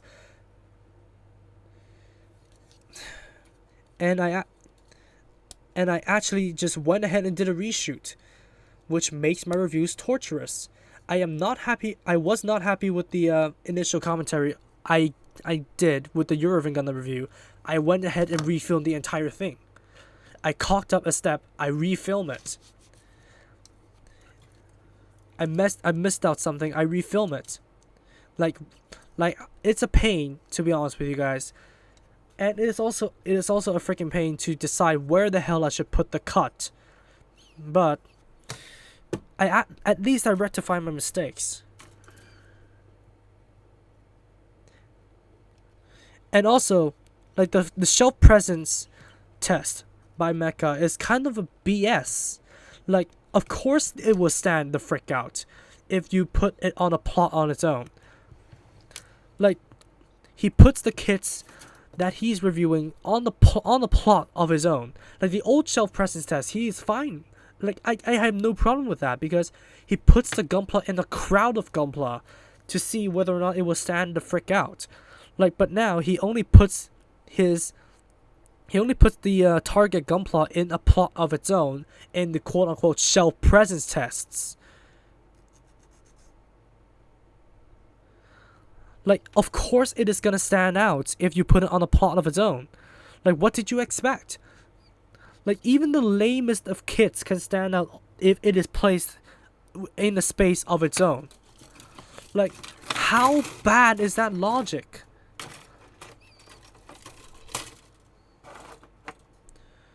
Robert was good. I'm not gonna lie to myself as well. Robert was good. He is one of the YouTubers that actually motivated me to go ahead and do this thing, like review models on YouTube.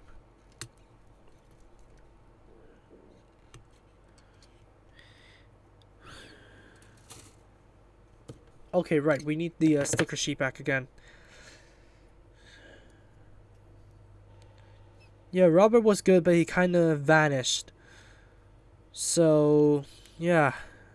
It's a shame.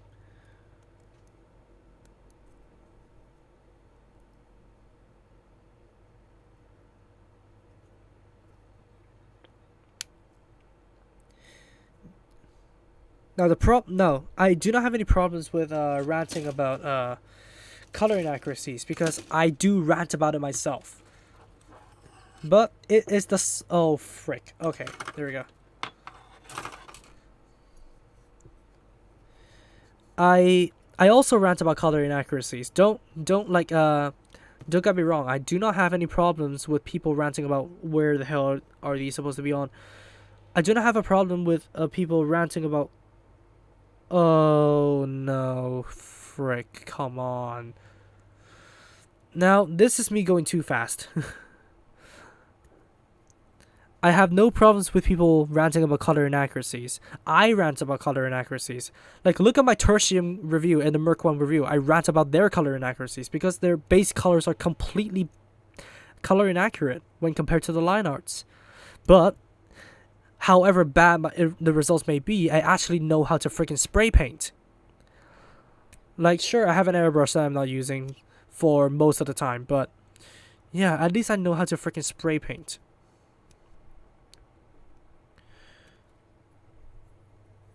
Robert also has the humor in his review. That's why I return to like adding witticisms in my reviews. Oh shit, this is gonna be a problem.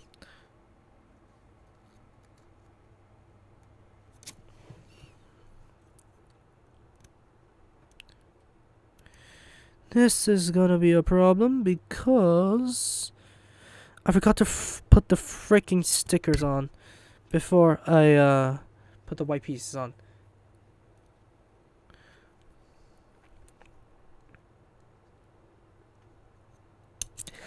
Ow.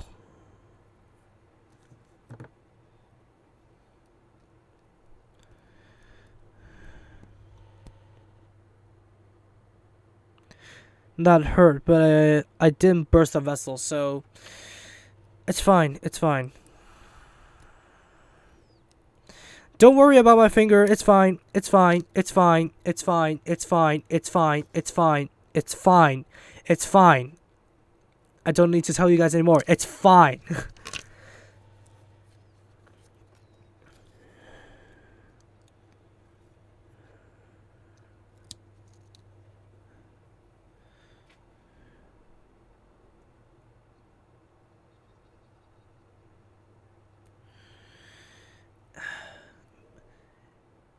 Okay, frick. It's starting to bleed. Well, I have some alcohol wipes beside me, so yeah. Yeah, I need a band-aid. I need a band-aid. I need alcohol wipes. I have all of those, so maybe I should patch my finger up before I continue. Yeah, you're back, but I am about to leave. I'm about to leave to patch my finger up.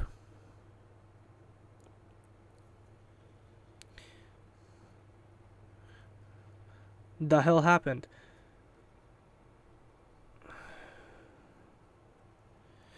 Well, I actually poked my finger with tweezers when I was trying to separate the white parts. So my left index finger is bleeding now, so I need to soap, then alcohol, then band-aid. Thanks. I actually learned first aid back when I was in primary school, so I know how to deal with this kind of situation. It's just that the situations never really prompt me to, not until now.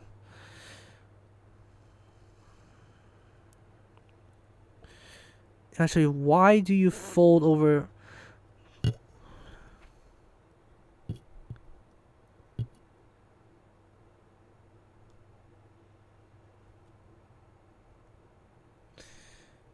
You should get a part separator though.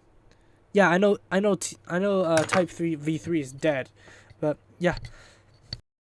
Let me go patch my finger up.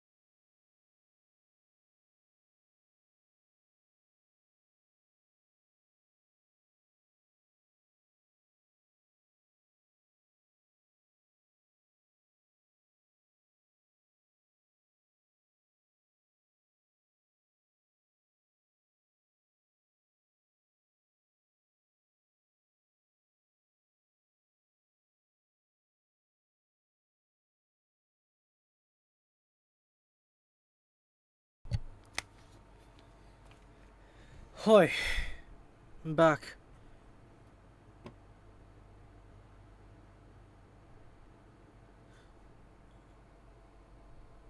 Gunpla Melly, I'm not really sure. Haven't rewatched her channel. Yeah, finger patched. And let's continue on the build. Now, I rectified the issue with the stickers, so that's good. Now, this is one disadvantage of building too quickly.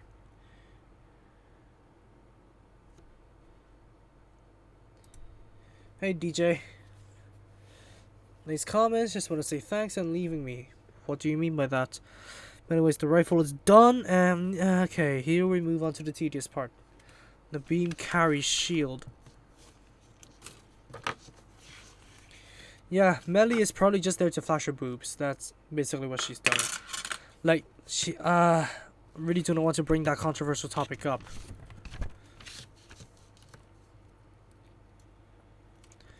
Nice color separation. Yeah, it's definitely worthy of a mention. Now I'm gonna plug the rifle onto the back. On the weapon, now the pink are stickers. The pink are stickers.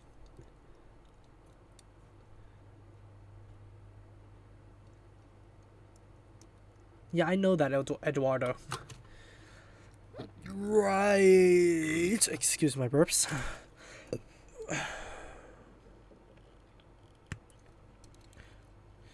Right, the double saber piece. Soundwave, if you're still here, does the Master Grade Infinite Justice have like a clip in the beam sabers to connect them together? I heard Gunpla Melee is like the I don't want to call him the one that should not be named, but as a female and in YouTuber form.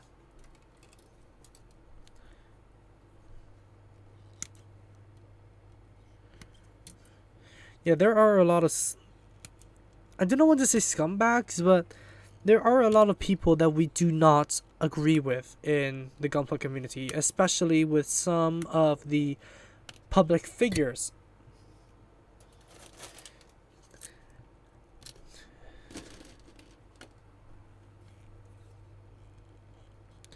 I remember clicking into one of her videos once. Oh my god.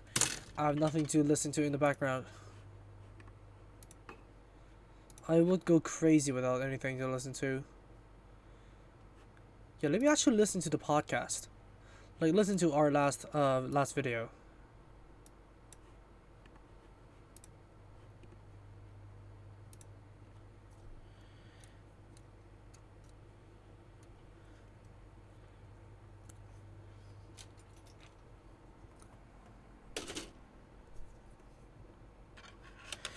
Yeah, my finger's fine, don't worry.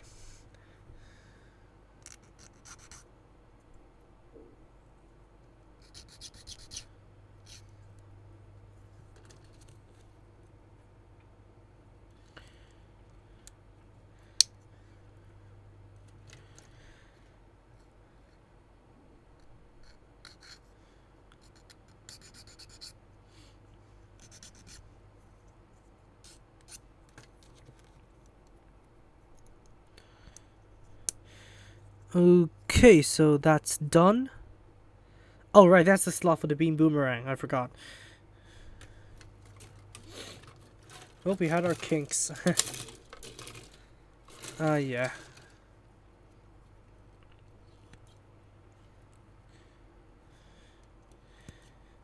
Yeah, some of us do have high hopes for some people.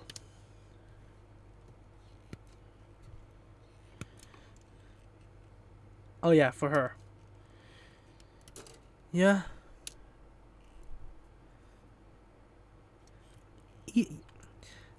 I will. Oh, wait a minute. What the hell? How did I miss that out?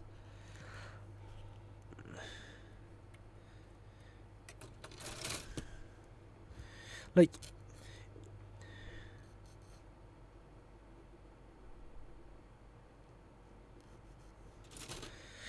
how did I miss the scope? I'm such an idiot. Such a freaking idiot.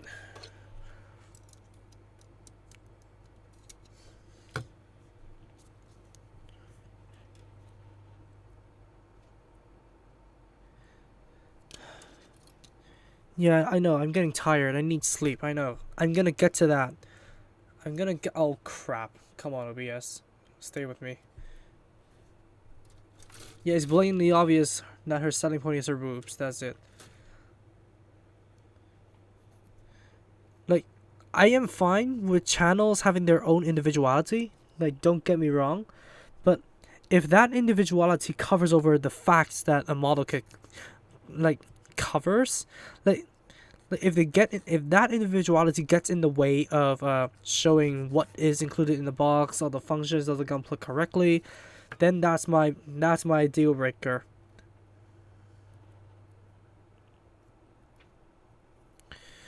So yeah, Mecha's mistakes.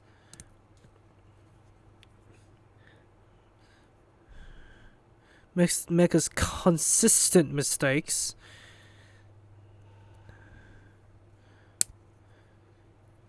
That's just my deal breaker, man.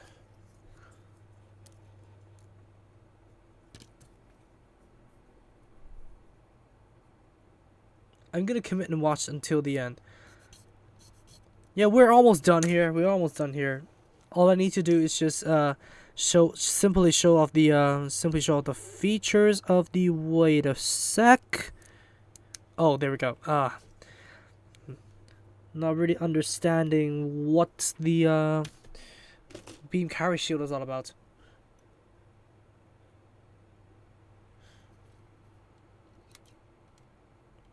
Yeah, Mecha is married, by the way, so I don't think he would review Gunpla Melee. Zaku's analytical review. I need to sink in some time to watch those reviews. I actually remember watching his Heisenfly review. I actually liked it pretty much.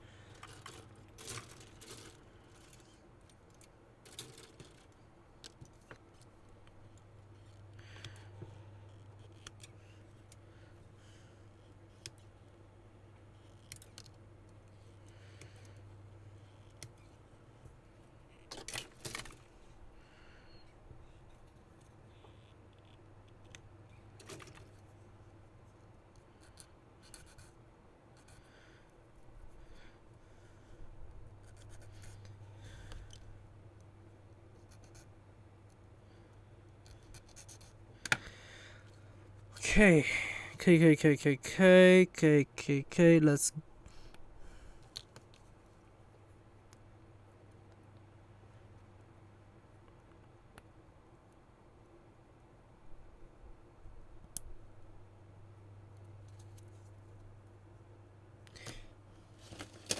Right. We do have a wire here.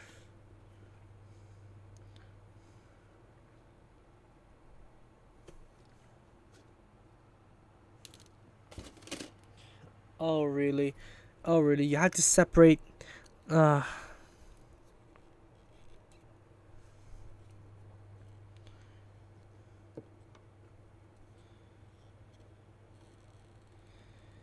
Is there anybody in my? Yeah. Yeah. One of my friends is actually starting to dig into Gunpla, and yeah, next week we're gonna have a trip to the model shops so that we can get supplies, get some models, and yeah. And the day that we will go out is the day that the Saturn X weapons will be released. So I can get my share, they can get their share, and we'll just all have like a good trip just hanging around. It's not over 8 people, so don't worry about me being prosecuted. So yeah, I guess we'll all be fine. We will all be fine. It's only 2 people. So yeah, I will definitely not get prosecuted.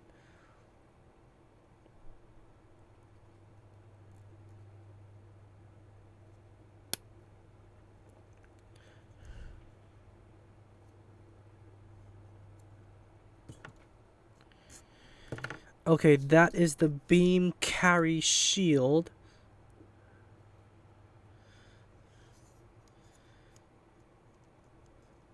What tips do you want to would you give someone to who wants to be a gunplay reviewer? I'd say get your commentary down first before adding your individuality, because yeah, you need to like at least not stutter like I do, but I can't help it because I'm autistic. But get your commentary down before adding in some flair and that kind of stuff. So because yeah, you're trying too hard if you try to add in your individuality way before you're understanding what you're doing. So yeah, the advice I would give is to oh, what the hell. The advice that I would give is to just get your commentary down first. What is your opinion on Red Hef? Never heard of him. What's the difference? Like, there are two what? I'm confused. I am. Oh, orientation.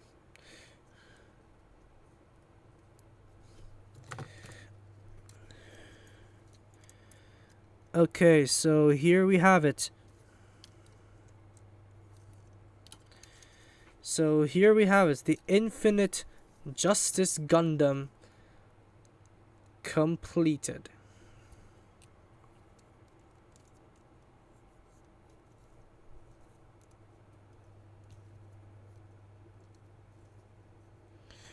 Okay, I need to clean the rifle up a little bit more.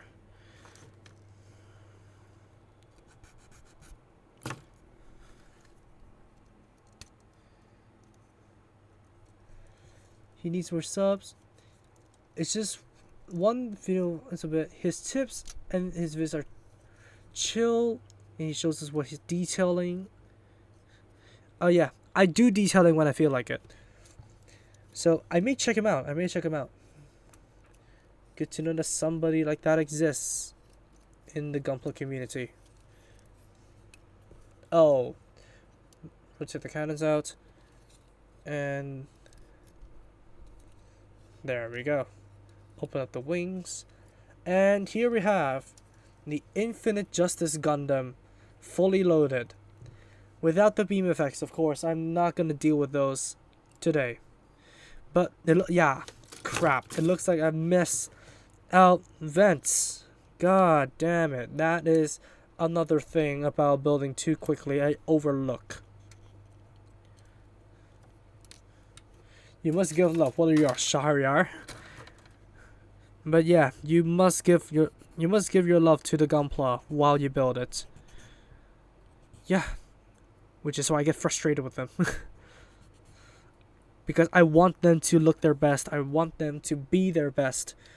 And I want myself to be at my best when I review those kits. Because I love this thing. I just love doing this. Come on. There's the final stretch, people. Final stretch. Aside from the beam effect part. Now, I tested out the wire. It's not good. Cannot hold up the clamp.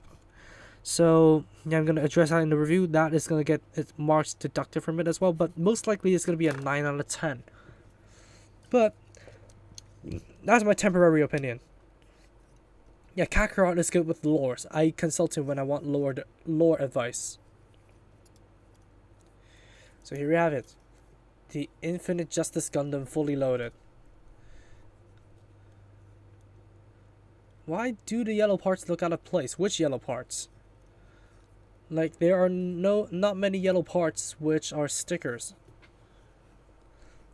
And of course, if he can clear the plates, why did Premiere launch? Yeah, it's probably because of the freaking mouse. Here, get away from me, Premiere Pro. Here is the Windam and the Infinite Justice Gundam. Goofy pose right now, don't mind, but here we have it. Both kits are completed. Show us the beam shield. Good idea. I may not... Okay. Well then, I may not have the patience to deal with a lot of the effect parts today because I'm tired, but I will show you this much. I will show you the beam shield. Does the Windam have any clear effect parts? The beams that I did not bother to cut out.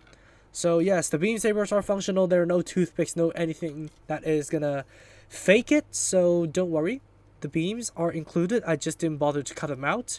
I just put them under my computer monitor. Solid separation there.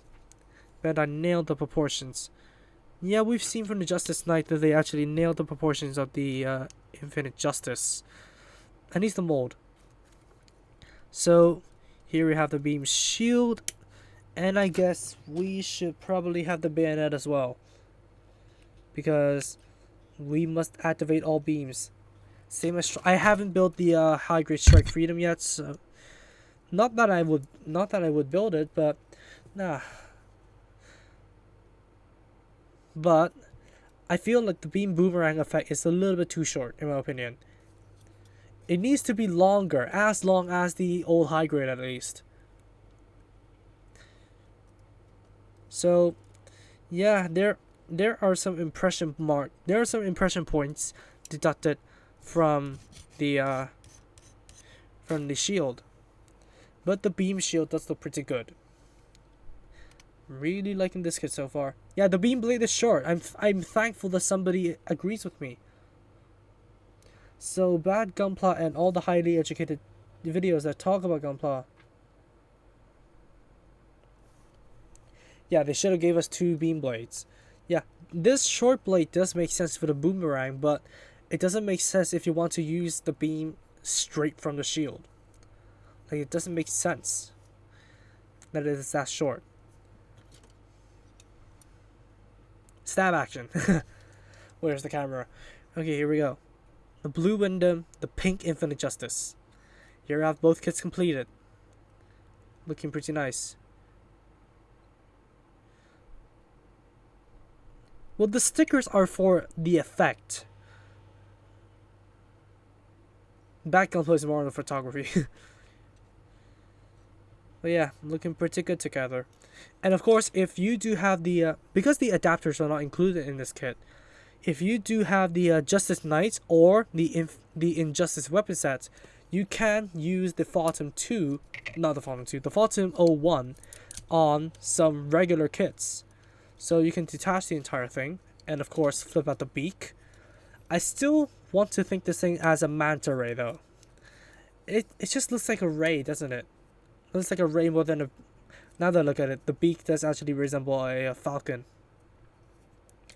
And of course, like the old high grade, you do have a handle that you can extend out from the bottom so as to allow the Infinite Justice to hold it. Now, I will not bother freeing up a hand for the Infinite Justice, and don't bother asking, the Infinite Justice does not come with any extra hands. No open hand, no no dedicated trigger finger hand, just the regular old holding hands, and that's it. So no extra hands in this kit. Just took a shot. And yeah, here is the jetpack. No pun intended, by the way. Thanks, Sunrise. Does it come with... Just take a look at this. So you do have the beam blades for the Phantom 01. You do have the blades for... Well, mine is a little bit crooked. You got blades for the regular beam sabers. And where the hell is my double beam? It's in this mess somewhere. And of course, you do have the awesome looking kick beam effect parts. The Infinite Justice does not come with a stand, but due to the fact that I have 4 Eurofin Gundams, I have more than enough stands to spare for them. Like, honestly, I need 3 Eurofin Gundams for the armors and 1 for custom. So yeah, I have 4, and I have more than enough stands to just spare at least 2 for the Infinite Justice. Well, where the hell is the adapter? Ow, that hurts. Oh, there it is. There it is. The stand adapter. I forgot this thing doesn't have a hole by default. I hear clicks on the backpack connection. Which backpack? Are you talking about the Phantom? the Phantom 01 on the jetpack and for the Justice. Let me just plug this thing back on and fold down the wings. That's how I like to display compact. So clicks on the backpack connection. I don't think so. Yeah, the beak is on a double hinge. This is on a hinge, and this is on a hinge, so you can swivel up and down. And these two pegs over here basically plug onto the back of the Justice. So here we have it. No click, but it is really solid. Now the cannons can swivel out of the way, so you do not need to decapitate it in order to flip the Phantom 01 up. And here we go. Basically like 100 times improve. So yes, now I mean the connection between the body and the backpack. No click, no click. It is just, yeah, a double rectangle connection, so you can lock it in horizontal. No, it does not have that click, unlike the old high grade, but the old high grade pegs do not work anyways. But the connection is solid enough. So, well, it does droop. Well, it is due to the fault of the connections of the thrusters in here, but the connections are solid enough stationarily if you pose it stationary. So yeah, you do not need any extra reinforcement. Of course, you can prop it up with a stand under here if you are really paranoid about this thing, because yeah, it does create a lot of weight issues. But as for now, no locking, and it's staying up. Well, balance is a bit of an issue, but you can get it to stand just like so. Now I know, bird's eye view, a crappy view, but you can see right here, does not need any support. Are the inner frames silver injected?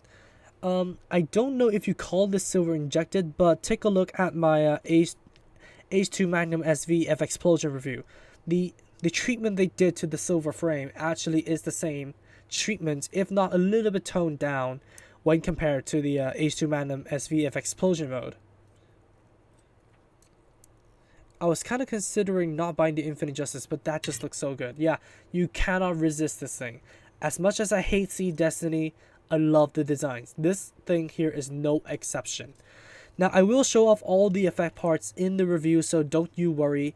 I really want to take a break from cutting out pieces tonight and testing out capabilities, but for now, we do have pretty good kits on our hands. So, yeah. Both of these things I would absolutely recommend. This thing here for customization, and please, somebody make this thing into Master Chief. And also the Infinite Justice right here, to complete the trio, but it should strictly be it should be a quartet, strictly speaking. Please, Bandai, Legend Gundam, now. This is better than, I have never, like I said, I've never built these Revive Strike Freedom, so I cannot really say for sure.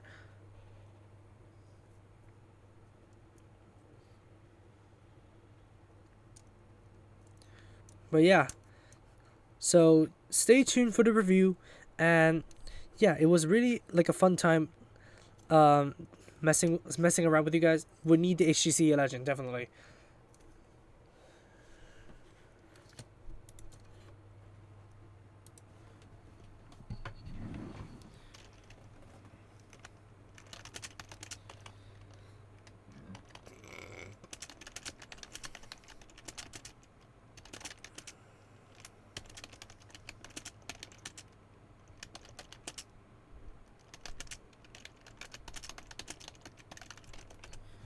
Oh, wait a minute. I'm gonna send this message out. Silver parts. Force Impulse versus Freedom is good. No. I would not agree on that. Till the next core Gundam. Yes, till the Saturn X armor. I don't know what's the difference between Legend and Providence Gundam. Well, the Legend Gundam actually has no yellow, and it does have a bigger turtle shell, and has double the amount of Dragoons. So, yeah, the Legend Gundam is technically more powerful than the Providence Gundam. The Providence Gundam only has 5 Dragoons, and 7 including the ones on the legs, on the waist, technically.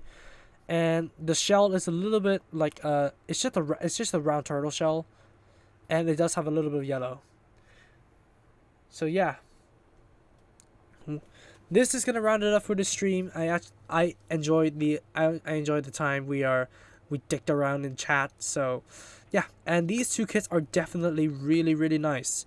And I am looking forward to reviewing these things, if only I do not get frustrated in the meantime. But yeah, anyways, for now, we have two really good kits that are warranting themselves a first impression of 7 to 8 out of 10. That is how good these things are. Now, first impressions only, final impressions, need to mess around with them a little bit more to be sure, but until the Saturn armor. So I will see you guys in the reviews and in next week's stream for the build of the Saturn armor. See you guys then. Peace. And good night to all who are in the nighttime.